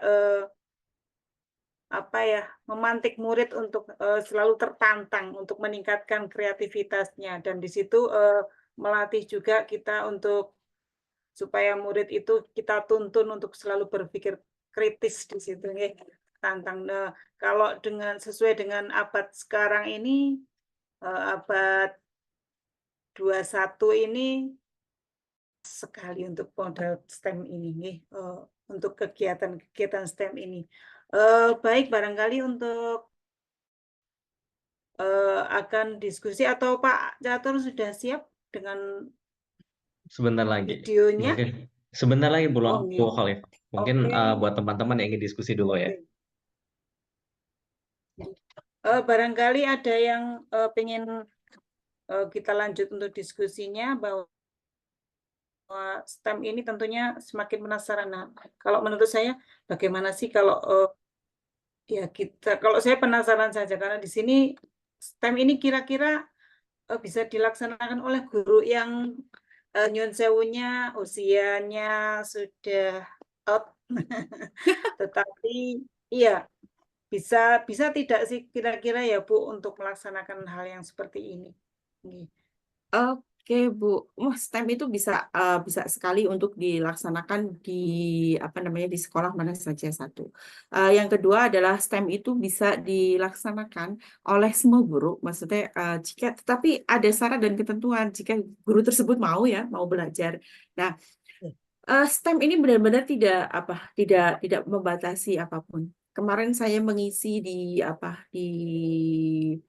SMP Selomberto tentang Selomberto Kaliwiro. Itu pun mereka sangat excited sekali. Lalu berikutnya di SD Muhammadiyah, saya coba untuk share screen tentang pelaksanaan contoh-contoh pelaksanaan STEM di sekolah saya. Sebentar, ini ada beberapa gambar tapi ini bukan video. Sebentar. Ini adalah kegiatan mereka. Kegiatan mereka. Ini adalah kemarin saya menggunakan temanya adalah environment sustainable development. Jadi mereka mengerti tentang lingkungan mereka. Mereka memahami tentang lingkungan mereka. Manfaatnya lingkungan mereka di sekitar mereka. Ini adalah anak-anak murid saya yang tempat tinggalnya ya di situ-situ saja. Betapa pentingnya sumber daya alam yang ada di lingkungan mereka untuk keberlangsungan masa depannya mereka kelak. Karena yang nantinya ke masa depan adalah bukan hanya mereka, tetapi adik-adik mereka. Sampai ada satu anak yang mereka berkata bahwa, Bu, kalau saya nanam pohon sekarang, apakah pohonnya tumbuhnya kapan? Bisa bertumbuh tinggi kapan? Ya berpuluh-puluh tahun, saya bilang. Berarti yang merasakan tidak hanya saya, Bu, tapi anak apa namanya, entah siapa tadi. Betul sekali, saya sampai mengatakan seperti itu. Karena apa? Ketika mereka, belajar ini adalah mereka belajar tentang, yang tadi saya katakan environment, sustainable development. Jadi dari situ anak-anak tahu bahwa mempertahankan lingkungan yang ada di mempertahankan sumber daya yang ada di lingkungannya ini penting gitu. Penting. Karena hubungannya dengan apa? Hubungannya dengan global warming. Jadi saya berikan kepada mereka kebetulan di CP fase C ada tentang perubahan lingkungan ya, perubahan lingkungan. Disitulah saya mencoba untuk masuk di situ. Nah, ini anak-anak sedang mendata tentang berbagai hal sumber daya alam yang ada di lingkungannya. Mereka hanya bawa penggaris sama pensil dan mereka menghitung. Datanya mereka dapatkan dan diolah dalam statistik matematika. Kebetulan matematika mereka mendapatkan data dan ketidakpastian ya Bapak Ibu ya, kelas fase C ada data dan ketidakpastian. Di situ mereka menganalisis Bu, tumbuhan modusnya berapa? Modus adalah nilai yang paling muncul berarti yang paling besar. Oh, Bu, modusnya berarti pohon yang paling banyak ini dikatakan sebagai modus. Dari situ anak-anak jadi paham. Oh, berarti saya tidak boleh merusak. Jadi saya tekankan kepada mereka kalau tidak bisa menanam, jangan merusak. Di situ mereka tahu. Mayoritas di sekitar sekolah adalah perkebunan salak di tempat saya. Jadi perkebunan salak inilah yang benar-benar menjadi salah satu mata pencaharian utama. Nah, saya mulai masuk di situ. Jadi benar-benar anak-anak paham, oh iya, cara merawatnya seperti ini agar terus berkelanjutan dan bisa bekal buat anak-anak nantinya. Karena apa? Alam ini kan di sekitar mereka akan lebih cepat rusak ketika digunakan tidak dengan ilmu yang mereka punyai. Jadi seperti itu. Nah, yang ini adalah berbeda lagi. Ini adalah anak-anak menggunakan saringan air. Jadi menggunakan mereka apa namanya? Mencoba untuk menjernihkan air. Jadi kalau Bapak Ibu berpikir bahwa menjernihkan air dengan teknologi yang luar biasa, saya tidak. Saya hanya ketika itu menyediakan arang, menyediakan pasir, menyediakan batu, lalu saya menyediakan kapur dan kertas saring. Mereka memodifikasi alat saringnya, layernya, lapisan-lapisannya itu ditukar-tukar. Oh, ini belum jernih. Lalu berikutnya lagi, oh ini sudah jernih. Oh, ini belum jernih. Jadi seperti itu sampai dia membuat suatu lapisan yang berhasil dan itu bisa menyaring. Air bekas saringannya itu benar-benar tidak berbau dan sudah jernih. Tetapi saya tidak melakukan sampai ke tahap lab ya, hanya visualnya saja dan apa namanya dicium sudah tidak berbau. Jadi anak-anak benar-benar memodifikasi, membuat alat yang sederhana. Jadi bukan dari alat yang mahal ini ya yang ada botol bekas tersebut. Nah, sebelahnya saya mencoba untuk memberi pemahaman tentang listrik. Ini adalah ini lebih kepada game ya, squishy. Jadi ini adalah tepung yang saya beri tepung yang saya beri gula, yang satunya tepung saya beri garam. Ternyata tepung yang diberi gula adalah saya ingin memberikan pemahaman kepada mereka yang tepung diberi gula itu bertindak sebagai isolator, sedangkan yang diberi garam itu bertindak sebagai konduktor. Seperti itu. Nah, ini adalah kegiatan mereka. Nah, ini adalah kegiatan membuat jembatan. Ini bukan jembatan. Apa namanya? Tantangannya adalah membuat roller coaster. Ini adalah memakai sedotan. Lalu saya berikan pemahaman kepada mereka kemiringan, lalu pantulan itu sangat sangat mempengaruhi. Dari situ anak-anak membuat berbagai hal yang sangat luar biasa, yang bahkan saya tidak berpikiran mereka bisa membuatnya dengan ketentuan yang berlaku, dalam artian bahwa bolanya tidak boleh kecepatannya tidak boleh tidak boleh kurang dari 8 detik, karena kalau 8 detik kan langsung turun aja bisa, tapi tidak, mereka harus bisa berkelok lalu kemiringannya agar bisa turun ke bawah. Nah, ini adalah ketika saya sedang mengisi di SD Muhammadiyah kemarin, Bapak Ibu gurunya ternyata sangat luar biasa ketika membahas tentang global warming tersebut. Nah, ini ada satu cerita yang luar biasa di SD Muhammadiyah kemarin. Ternyata ada satu guru yang membuat CO2-nya berbeda. Jadi begini Bapak Ibu, ini adalah materi global warming di mana kita akan membuat satu larutan CO2. Jadi larutan CO2 adalah dari cuka sama soda kue. Lalu nanti akan menimbulkan gas. Gasnya ini akan kita salurkan ke satu botol. Di botol ini nanti ada termometer. Ini adalah satu hal yang dari murid saya. Jadi murid saya waktu itu sedang memberikan materi global warming. Saya memberikan kepada murid saya bahwa ini loh nak, bumi kita semakin panas. Ditandai dengan kutub utara yang sudah mulai mencair. Saya bilang gitu. Sebabnya apa? Karena tumbuhan sudah tidak ada. Otomatis oksigennya juga sudah berkurang. Jadi banyak karbon dioksida. Ada satu anak yang nyeletuk, sebenarnya celetukan itu ya. Bu, buktinya apa kalau CO2 itu membuat panas? Kalau CO2 itu bersifat panas. Dan saya bingung. Oh iya ya. Tidak ada saya belum pernah membuktikan hal tersebut. Maka dari itu ketika itu saya kepikiran ada yang Bapak Ibu pasti sudah tahu kalau tukang-tukang akuarium itu kadang-kadang membuat CO2 dari cuka sama cuka sama soda kue untuk tanaman air, Nah, disitulah saya mulai, oh iya benar. Saya akan mencoba untuk membuat itu. Jadi ada tiga botol. Betul, ketika CO2-nya dialirkan ke botol yang ada termometernya, di situ terlihat suhunya mulai naik. Nah, disitulah murid langsung paham. Oh iya Bu, ini terbukti betul bahwa CO2 itu adalah membuat bumi kita semakin panas. Tetapi pada di mana di SD Muhammadiyah ini ada yang berbeda. Dia menggunakan ininya ditiup, karena kan kita bernafas mengeluarkan CO2 ya.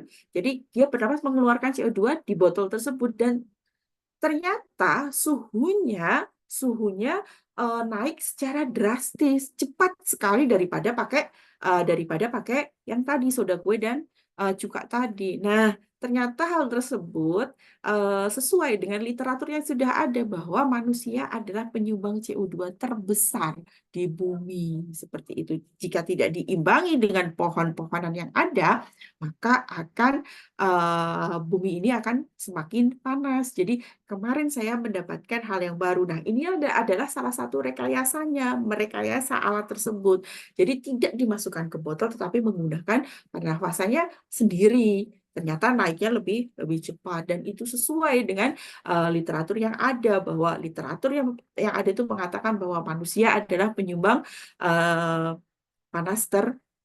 penyumbang CO2 terbesar di dunia. Gitu. Mungkin itu saja yang sudah saya sampaikan.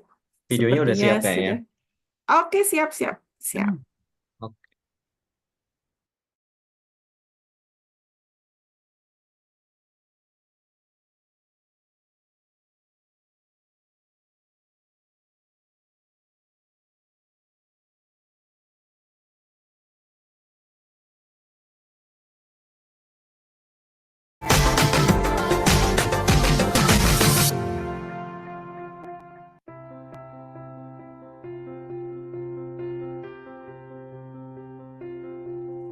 Assalamualaikum.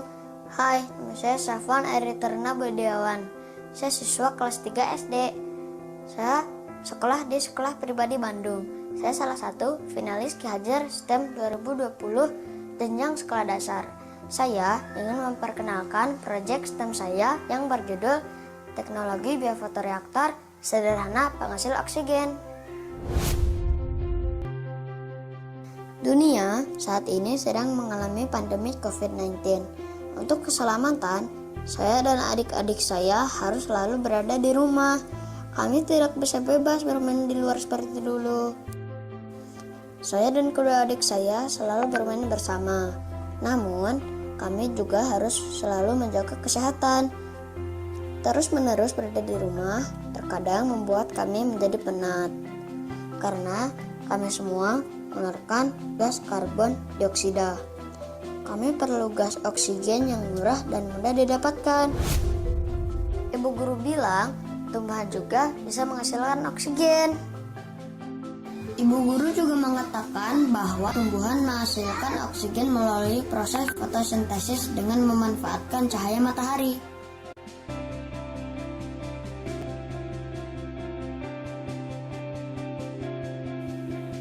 Cahaya yang paling dibutuhkan oleh tumbuhan adalah cahaya merah dan biru. Berdasarkan informasi tersebut, saya mendapatkan ide untuk membuat alat penghasil oksigen dari tumbuhan.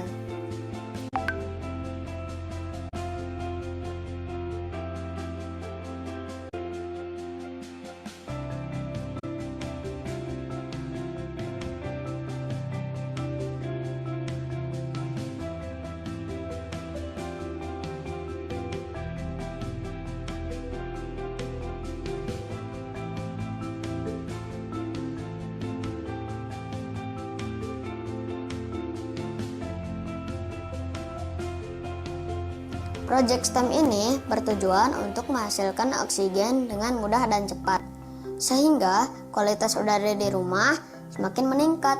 Pertama, aku meminta ayahku untuk membeli tanaman air, wadah kaca, sedotan, lampu merah biru, indikator pH, dan kawat kaca. Wadah kaca ini berbentuk silinder, diameternya 10 cm, tingginya 14 cm.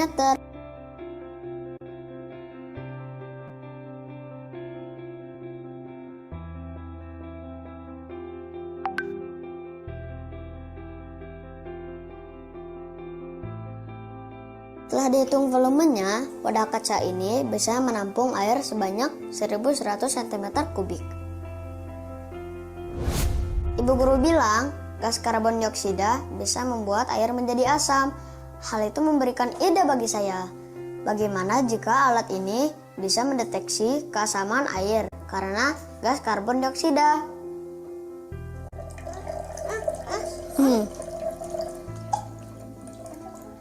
Nah, masukin. Dah habis. Ore. Saya celupkan kertas indikator pH untuk mendeteksi keasaman air.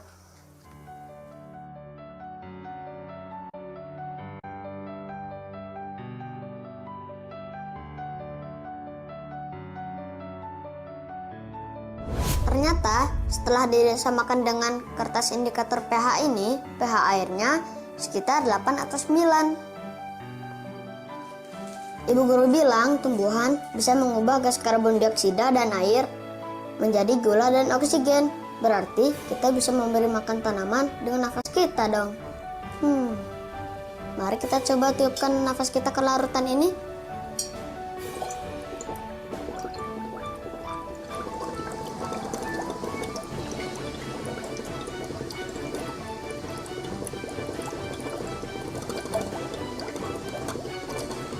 Ternyata betul, gas karbon dioksida yang berasal dari nafas kita menurunkan pH menjadi 5. Sekarang, kita masukkan tanaman air ke dalam larutan ini. Ibu guru bilang, cahaya yang paling diperlukan untuk fotosintesis adalah cahaya merah biru. Jadi, kita sinari tanaman air ini dengan lampu merah biru.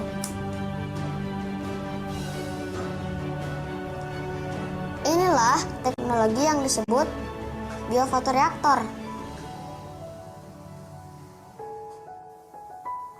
Dalam beberapa menit, tanaman mulai berfotosintesis dan menghasilkan banyak sekali oksigen.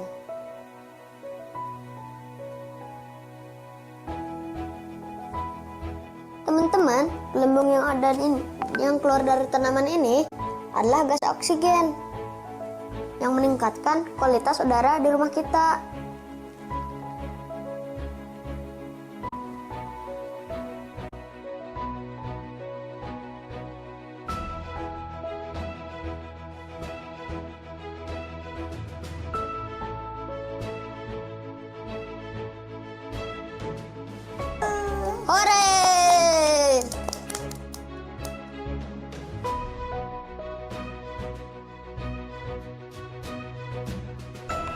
Sekarang udara terasa lebih segar.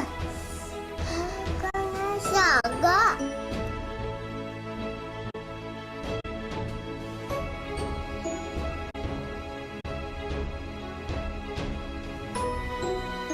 Oh ya teman-teman, nama tanaman air ini adalah hidrilla.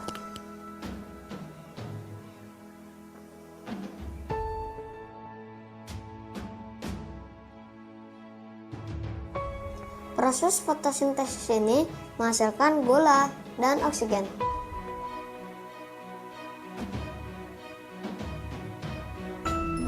Setelah beberapa jam, warna air berubah lagi menjadi kehijauan. Artinya, gas karbon dioksida semakin menipis. Agar gas karbon dioksida bertambah, kita tinggal meniupkan nafas kita atau masukkan soda kue.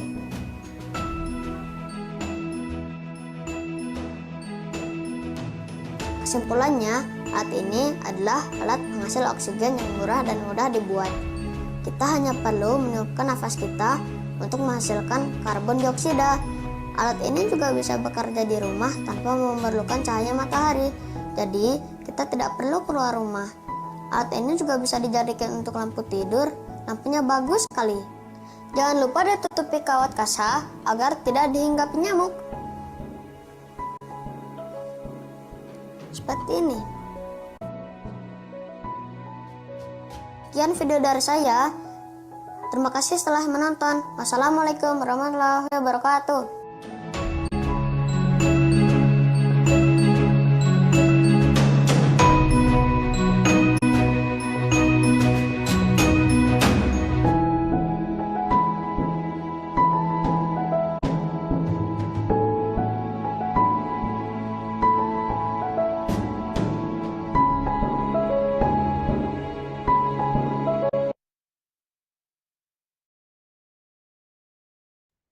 Oke, Bapak Ibu. Itu adalah contoh sedikit contoh yang paling sederhana.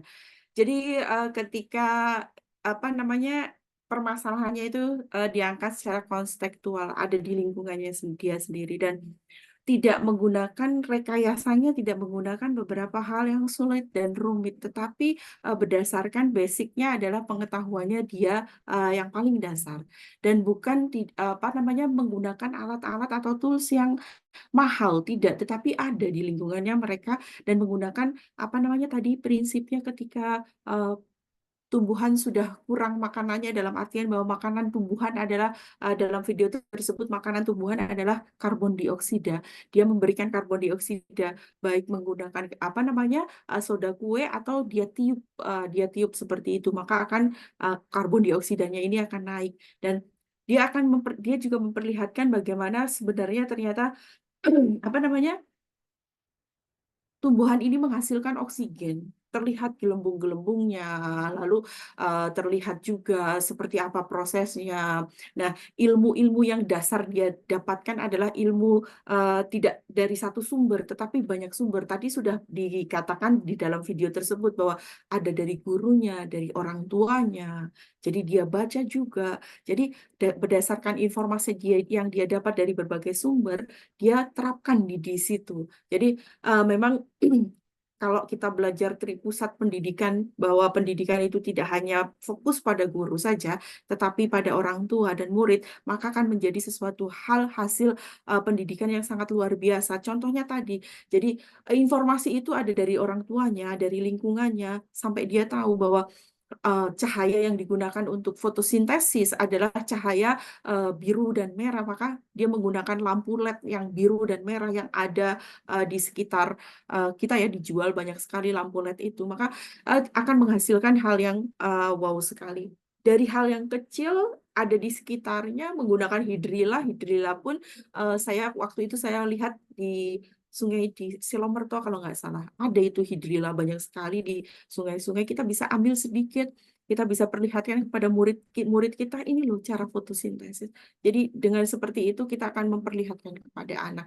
Jadi STEM itu tidak mahal, STEM itu tidak rumit, STEM itu menyenangkan dan membuat anak lebih aktif. Mungkin itu saja, terima kasih. Saya akhiri, wassalamualaikum warahmatullahi wabarakatuh. Waalaikumsalam warahmatullahi wabarakatuh. Terima kasih sekali Bu Susi.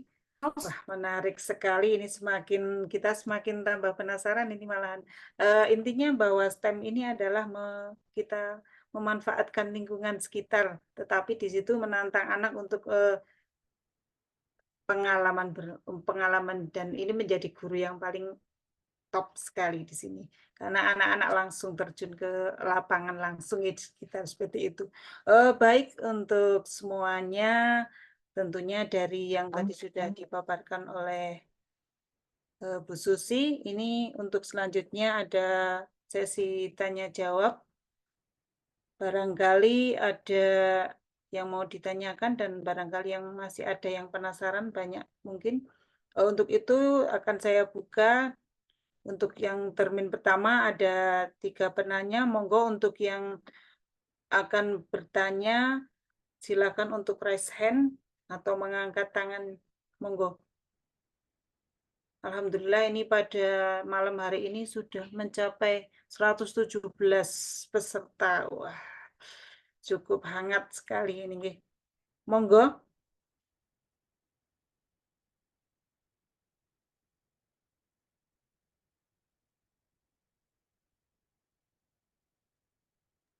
Belum Mungkin ada ada. yang ingin sharing, mungkin. Ya, itu barangkali ada yang mau sharing, monggo.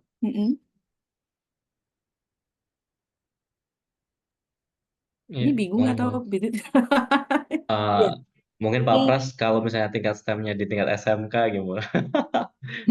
Oh, Kalau justru kalau di SMK akan menjadi oh, satu hal yang luar biasa. Tapi memang harus kolaborasi dengan guru yang lain ya. Karena kan kalau di SD notabene masih ini ya, masih apa namanya sendiri ya. Maksudnya gurunya satu. Tetapi ketika di SMK akan menjadi sesuatu hal yang wow sekali karena harus berkolaborasi dengan guru yang lain. Nah, kemarin saya pernah apa namanya mendampingi guru SMK untuk implementasi STEM ini. Nah, implementasi pada guru SMK ini belum tanya sudah saya jawab.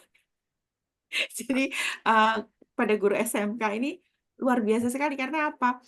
Di situ ada mengimplementasikan pada saat itu tuh antara robotik ya, robotik dengan alam. Jadi antara dia matematikanya adalah coding yang robotik itu sama biologi. Jadi di situ dikombinasikan. Jadi informatika. Jadi ketika itu informatika di daerah mana ya? Ada Selintang atau mana saya lupa.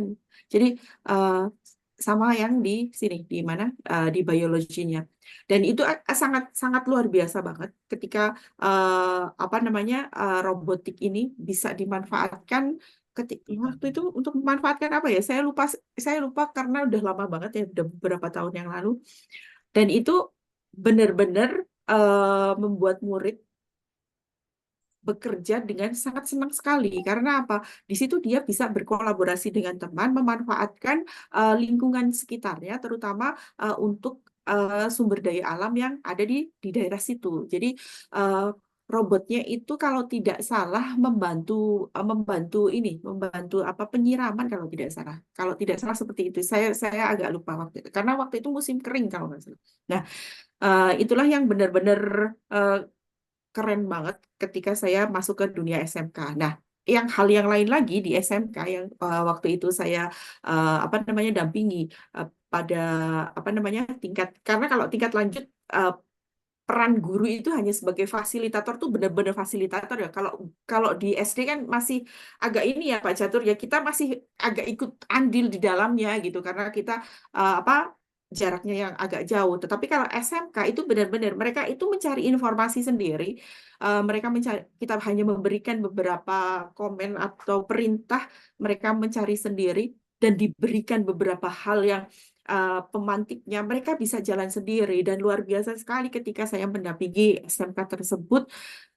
Memang mungkin karena sarana prasarananya juga memang baik ya. Jadi di situ benar-benar terfasilitasi anak-anak untuk belajar STEM dengan baik dan mereka sampai membuat kayak drone drone tapi buatan sendiri. Jadi mereka buatan sendiri. Drone tersebut apa namanya untuk memantau berbagai sumber daya alam yang ada di sekitar seperti itu. Kalau di tingkat SMP malah lebih bagus. Kayaknya STEM di mana-mana bagus deh. Apalagi TK. Kalau saya TK lihat STEM luar biasa banget. STEM, STEAM, oh keren-keren pokoknya. Berarti di segala jenjang ya bisa Betul, betul, diperhatikan seperti itu nih. betul. Eh, Asal oh, kolaborasi, Bu. Jadi kolaborasi itu benar-benar yang apa namanya ya di STEM itu kolaborasi diutamakan. Karena ketika kita bekerja sendiri tanpa kolaborasi, maka STEM tidak bisa maksimal. Karena ketika kolaborasi kita mendapatkan hal yang baru dari pihak yang lain. Contohnya saja ketika kemarin saya mendampingi yang SD bukan yang SMP. Yang SMP guru ini kolaborasi. Jadi satu kelompok kebetulan ada guru prakarya, ada guru bahasa Indonesia, yaitu berkolaborasi dengan baik dan mereka ternyata bisa, tidak menghalangi apapun. Ternyata mereka bisa. Jadi ketika pemikiran yang pertama adalah mereka sudah takut duluan, aku kok nggak ini ya, aku kan guru bahasa Indonesia, tidak akan bisa mengaplikasikan STEM. Loh, di STEM ada yang namanya presentasi, mengungkapkan berbagai pendapat. Mungkin itu bisa diambil dari sisi sebelah situ. Kalau untuk tingkat dasar ya, jadi seperti itu. Itu, Bu. oke, terima kasih sekali. Masih saya tunggu untuk termin pertama. Ternyata ini kalau saya lihat bingung atau gimana ya? Karena kalau STEM itu kalau misalnya STEM untuk STEM untuk teori itu memang Iya. agak sulit untuk dibaca. Tetapi ketika STEM dipraktiskan gitu ya, STEM dipraktiskan itu akan mudah sekali pahamnya karena memang ini adalah ilmu-ilmu praktis ya, jadi langsung praktek gitu, seperti itu. Terima kasih sekali. Tentunya kalau saya lihat di sini mungkin dari peserta ini masih banyak yang terpana, masih banyak yang terpana. Ini bagaimana bisa anak seusia kelas 3 ini bisa sehebat itu, nah begitu. Guru dan Mungkin orang tuanya mungkin. karena di sini kalau saya lihat butuh kolaborasi dan lain sebagainya, nggih, sehingga mungkin kalau secara teori orang akan, wah mungkinkah seperti itu, mungkinkah di tempat saya bisa dilaksanakan seperti itu. Tentunya kalau kita lihat di sini dalam menghadirkan supaya bisa jadi anak-anak hebat seperti itu dan bisa kreativitas ya tentunya ya gurunya harus hebat. harus Orang harus tuanya mau juga. belajar, Jadi ya, kolaborasi berkolaborasi antara seperti itu. 3 hal itu luar biasa sekali memang. Oke, itu Bu Oliva tadi Pak Pras dari SMK Informatika pertanyaannya tadi udah sempat rasain. Oh, monggo Pak Pras barangkali. Cuma turun lagi, kayaknya tangannya tadi agak apa ya? Pegel, Iya. dia ada tunjuk tangan terus capek. Oh, Tadi mohon maaf oh. ini Ya, oke, monggo Pak Pras. tadi sebetulnya mau Iya. ingin bertanya tapi pertanyaannya beberapa saat langsung terbantu terjawab gitu. Oh iya. Cuma ada sedikit yang ingin saya tanyakan Bu Susi. Oh iya, oke. Nih, terkait dengan STEM ini, apakah ada contoh dari Bu Susi tentang proyek STEM ini yang dilakukan di kelas atau di sekolah secara keseluruhan untuk mengajarkan konsep-konsep interdisipliner siswa gitu, Bu? Oh gitu. Iya, maksudnya yang pernah ada mungkin pernah dilakukan contoh-contoh untuk menangani kasus-kasus interdisipliner siswa itu. Oh iya. Oke. Gitu, Bu. Oke, sip. Ini saya kalau ini ada di kelas saya sendiri. Jadi ini sudah saya terapkan di kelas saya sendiri. Jadi yang interdisiplin. Berarti yang seperti apa, Pak? Ya, seperti salah satunya itu kan kalau di kami itu kedatangan itu banyak yang terlambat. Oh iya, nah itu. Nah, kalau tempat saya mungkin lebih ke anak-anak susah untuk diatur Ya, banget gitu ya. itu Nah, juga sedikit. nah, ini adalah contoh dari salah satu hal yang positif sekali saya ambil dari STEM ya. Meskipun ini imbasnya gitu ya. imbas dari saya mempraktekkan mengimplementasikan STEM. Jadi selama 1 tahun saya tidak setiap hari STEM terus, Pak. Jadi tidak saya setiap hari karena ketika apa namanya setiap hari itu akan ada beberapa hal yang harus dipersiapkan sebelumnya. Jadi kita juga tidak bisa memaksakan beberapa capaian yang hanya menjelaskan atau mengetahui saja, tapi dibuat praktek itu akan menjadi sulit gitu loh. Jadi sulit. Jadi saya pada capaian-capaian yang memang dia membutuhkan beberapa pembuktian yang nyata dan membutuhkan beberapa pemikiran dan mereka untuk beranalisis.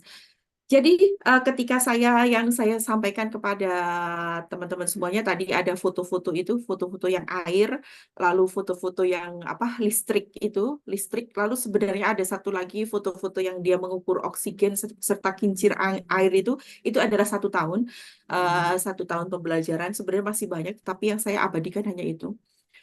Di situ anak-anak ada satu anak kalau tadi apa namanya di video di foto itu ada satu gerombolan anak laki-laki kalau nggak salah. Nah, itu adalah anak-anak yang menjadi troublemaker lah kalau orang-orang bilang di kelas saya. Jadi benar-benar selalu membuat keributan dan benar-benar selalu mereka tidak tertarik untuk belajar.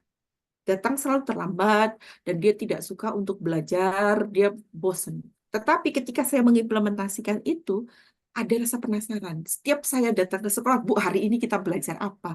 Bu, sekarang hari ini kita apa? Apalagi kalau saya bawa-bawaan gitu ya. Saya bawa-bawaan, padahal itu bawa-bawaan paling botol-botol bekas gitu ya. Dia selalu curious gitu ya, penasaran gitu. Bu, bawa apa? Kita hari ini ngapain? Selalu seperti itu. Dia itu padahal dia tidak tahu apa yang dipelajari hari itu. Pelajaran apa, dia tidak tahu. Dia tidak tahu. Yang penting saya ikut. Dan saya senang, kata dia. Dari dia tidak tahu pembelajaran apa yang diikuti, dia akhirnya mau ikut kegiatan pembelajaran dengan baik. Tidak tidak terlambat dan sebagainya, tidak mengganggu temannya karena dia asik dengan itu. Ada sesuatu hal. Jadi saya mengambil kesimpulan bahwa anak ini bosan sebenarnya terhadap pembelajaran yang saya berikan bisa jadi. Dan dia bosen ketika saya belajar itu saja. Jadi hanya satu arah saya aja ngomong. Mungkin dia bosan seperti itu, maka saya menggunakan STEM ini benar-benar membuat mereka attitude-nya juga lebih baik. Karena apa? Karena ketika dia sudah senang, saya masuk ke daerah mana saja di dalam dia, itu akan masuk semuanya. Istilahnya ketika dia sudah mengikuti kegiatan pembelajaran dengan senang, saya memberikan, oke, besok jangan terlambat lagi, besok begini. Mereka akan, oh iya Bu, besok senang. Dia akan dengan ikhlas untuk mengikuti kegiatan pembelajaran tersebut. Jadi seperti itu Pak. Jadi efeknya sebenarnya bukan ini ya utama, tapi side effect-nya karena kegiatan pembelajaran tersebut kalau untuk anak-anak murid-murid memang menyenangkan sekali, tapi mungkin kalau dari segi pandang guru, effortnya sangat luar biasa ya, harus menyediakan ini. Sekali kita mencoba mungkin rasanya iya, tetapi ketika diulang 2 kali, 3 kali, dan seterusnya, itu akan terasa ringan dan akan terasa biasa saja. Oh iya, besok kita akan akan berpikir secara otomatis, oh iya, ini pembelajaran ini kita akan menyediakan ini. Seperti itu, Pak. Siap. Oke. Berarti lebih awal diinformasikan lebih baik gitu ya, Bu. Iya, betul. Nggih, matur nuwun. Iya, sama-sama, Pak. Oke, terima kasih sekali. Berarti ini berpihak pada murid sekali ini ya. Untuk Betul, Bu. Oke, tadi sudah ada yang raise hand lagi, Ibu Mary. Bisa langsung monggo Ibu Mary. Pencet atau gimana ini? Assalamualaikum Ibu. Oh iya, Waalaikumsalam. Waalaikumsalam. Ya, selamat malam. Saya dari Riau ini Bu, dari Kabupaten jauh. Siak.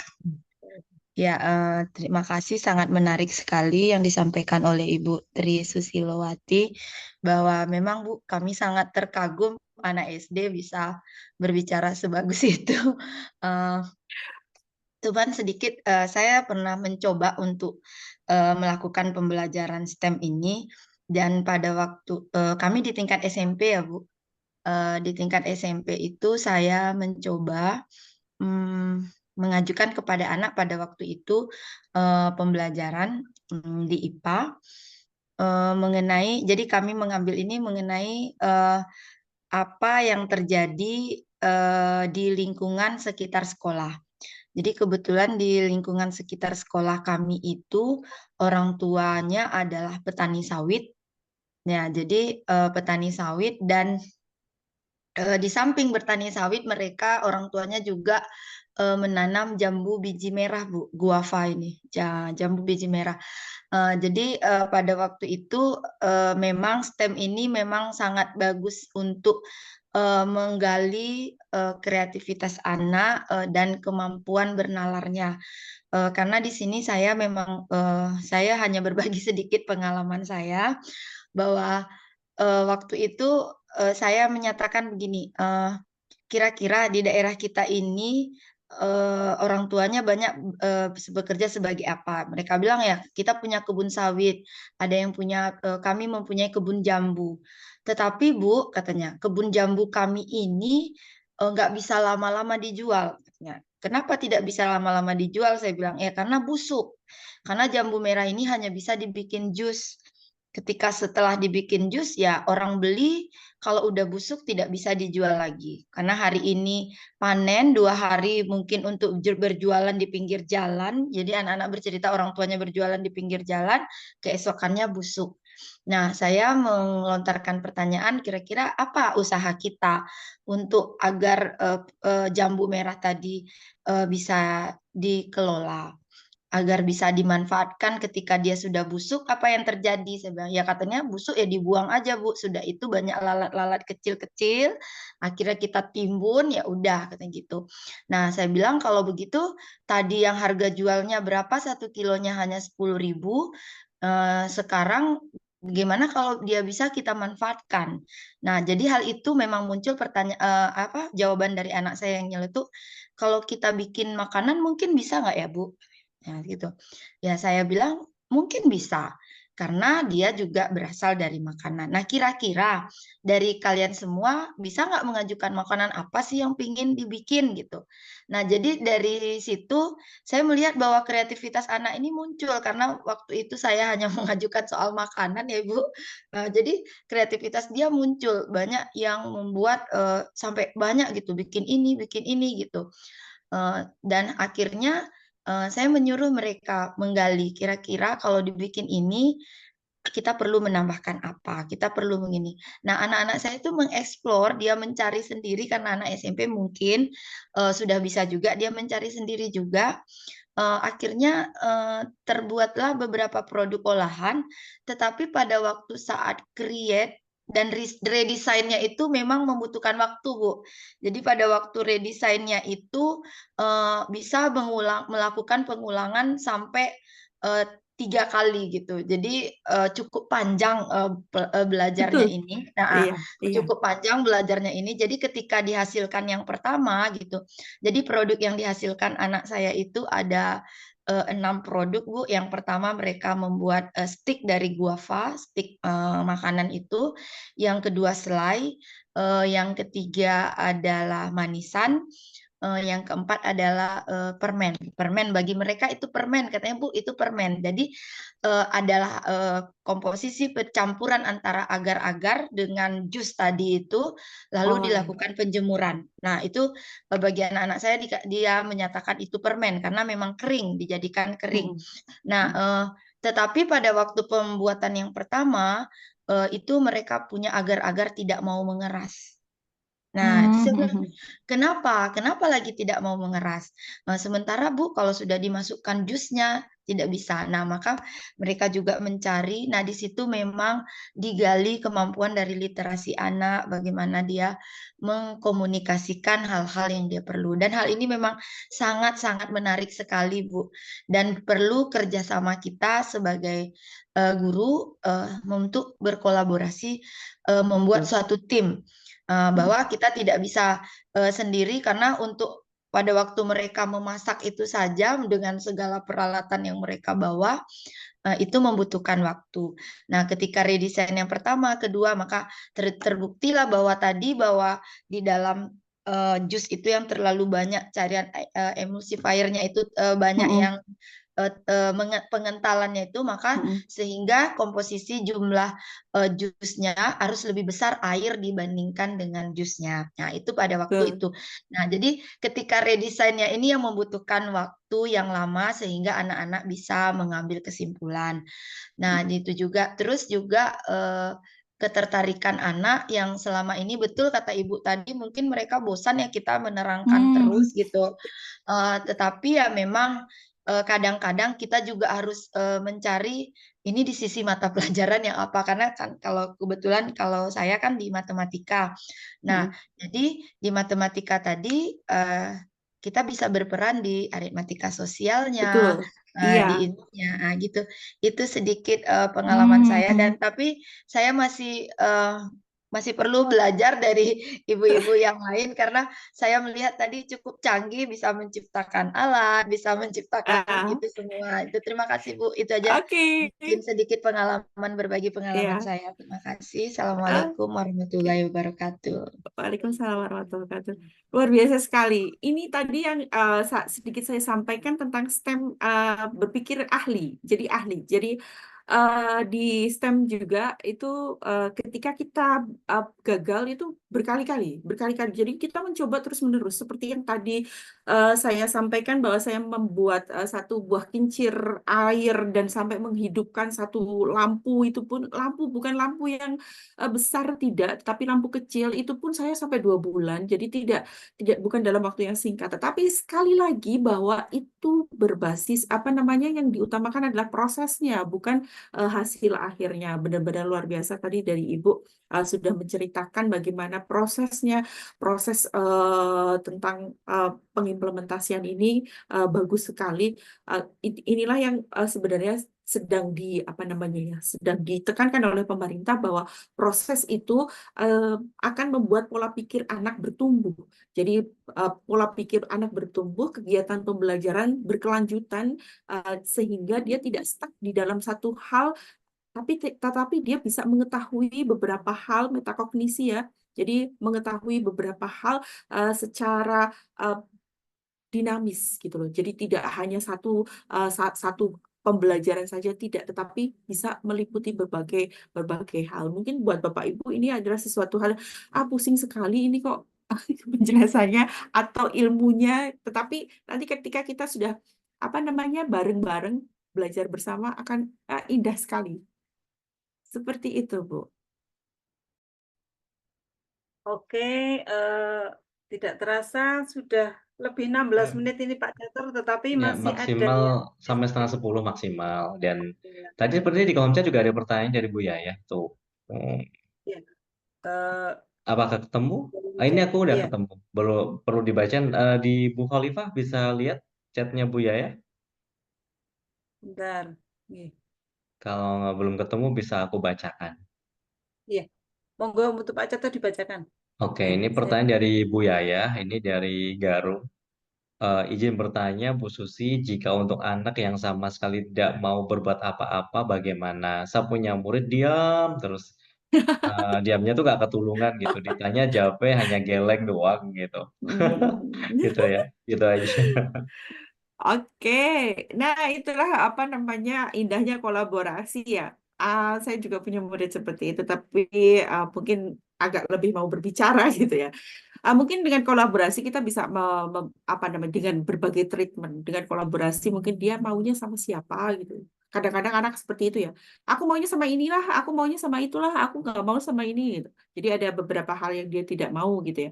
Nah, kita bisa mengkolaborasikan dia dengan murid yang lain, mungkin murid yang care. Biasanya kita dalam satu kelas ada salah satu murid yang benar-benar perhatian sama teman-teman yang lain, sehingga dia mau gitu, mau untuk bertanya, mau untuk apa namanya, membuat hidup satu buah kelompok. Mungkin dia bisa dikelompokkan dengan anak-anak yang memang mau untuk sosialisasinya tinggi gitu, jiwa sosialisasinya tinggi, sehingga anak tersebut bisa memancing. Mungkin pertama, kedua, anak tersebut masih diam.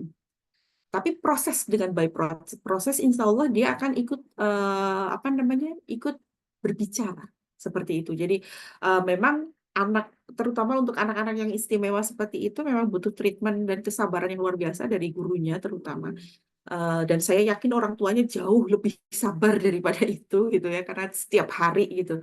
Mungkin memang membutuhkan effort dan kesabaran dari kita. Maka dari itu di kolaborasinya dibuat sedemikian rupa sehingga dia bisa berkelompok dengan teman-temannya yang memang dia bisa untuk bersosialisasi dengan baik. Seperti itu, Pak.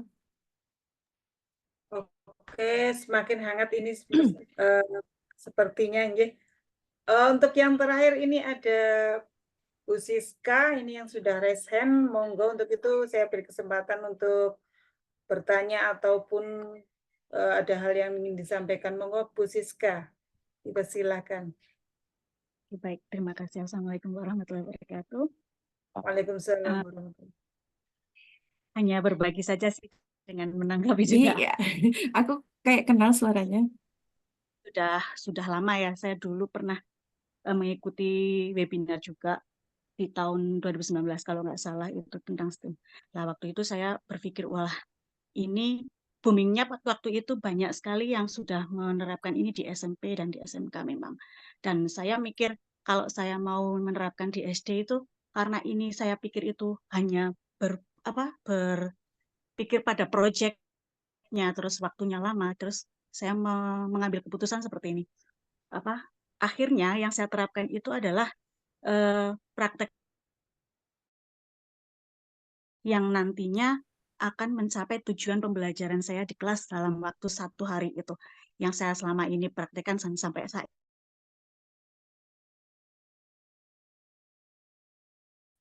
seperti walaupun tidak punya lab gitu ya, saya tetap menggunakan alat-alat yang ada untuk percobaan di khususnya itu di IPA. Nah, Bu Susi ini menginspirasi saya lagi, jadi saya ingin mencoba untuk Ini saya kenal suaranya kayaknya ya. Iyalah Bu, ketemu. Belum memperkenalkan dari mana ya tadi ya. Tapi saya kenal suaranya ini. Dikenal. Menerapkan di kelas saya. Ini kalau menerapkan STEM ini apakah nanti akan efektif atau tidak nggih, tapi khususnya di kelas saya loh, tapi sudah kayak penerapan gitu kayak ESCO yang apa gitu ya, yang perubahan wujud dan sebagainya sih saya pasti sudah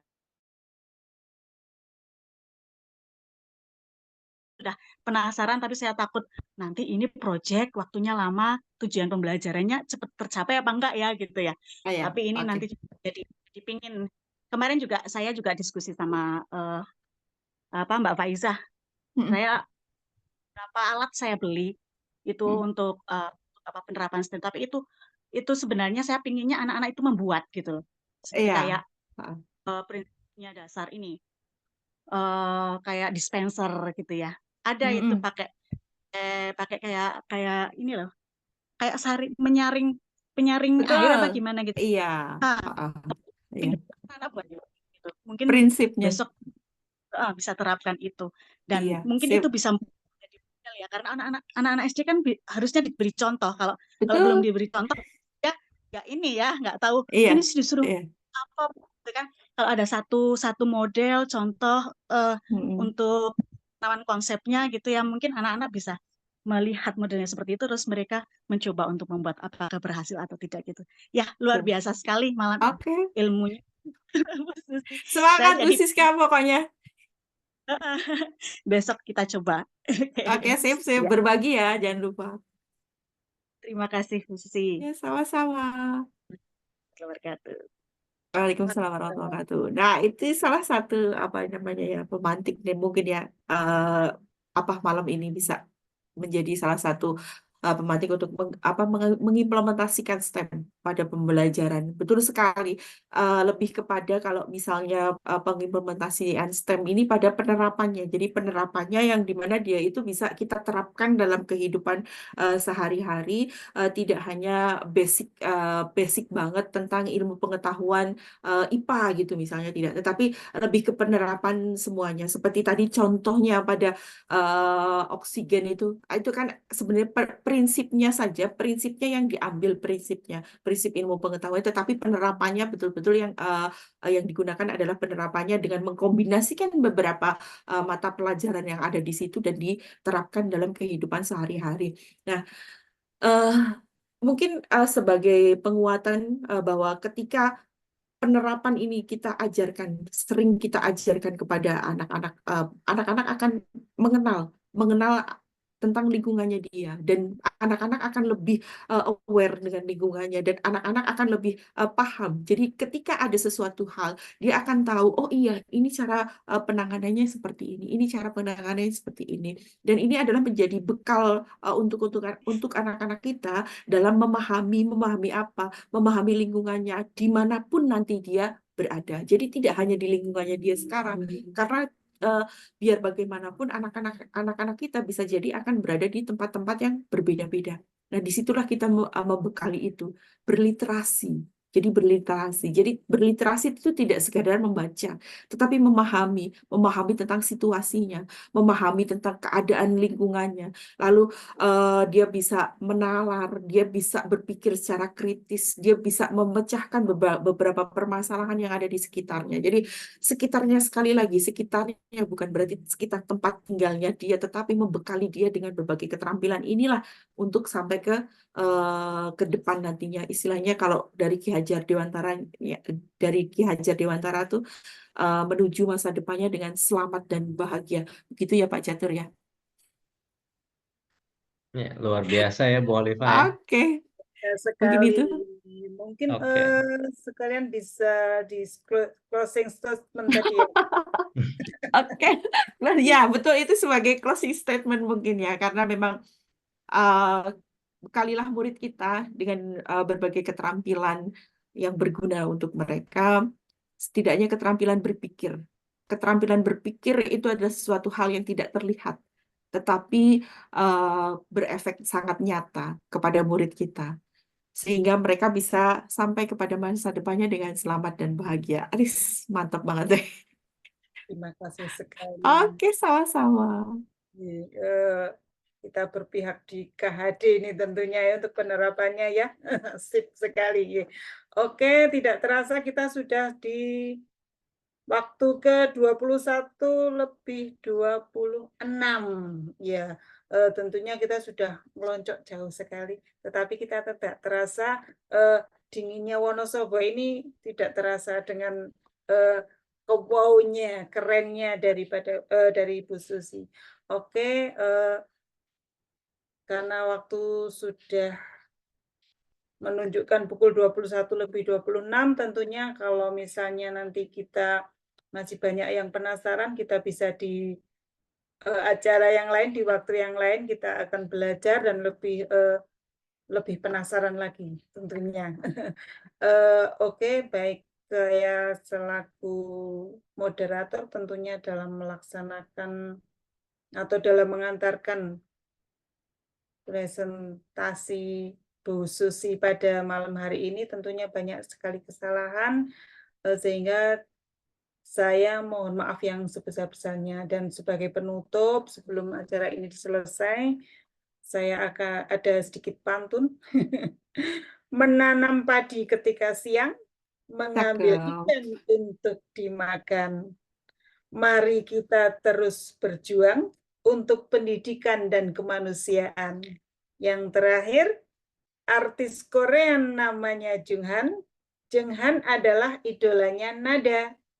Semoga kita selalu mendapat berkah Tuhan dimanapun kita berada. Asik. Mohon maaf segala khilaf. Dan saya akhiri. Wassalamualaikum warahmatullahi wabarakatuh. Waalaikumsalam Waalaikumsalam warahmatullahi wabarakatuh.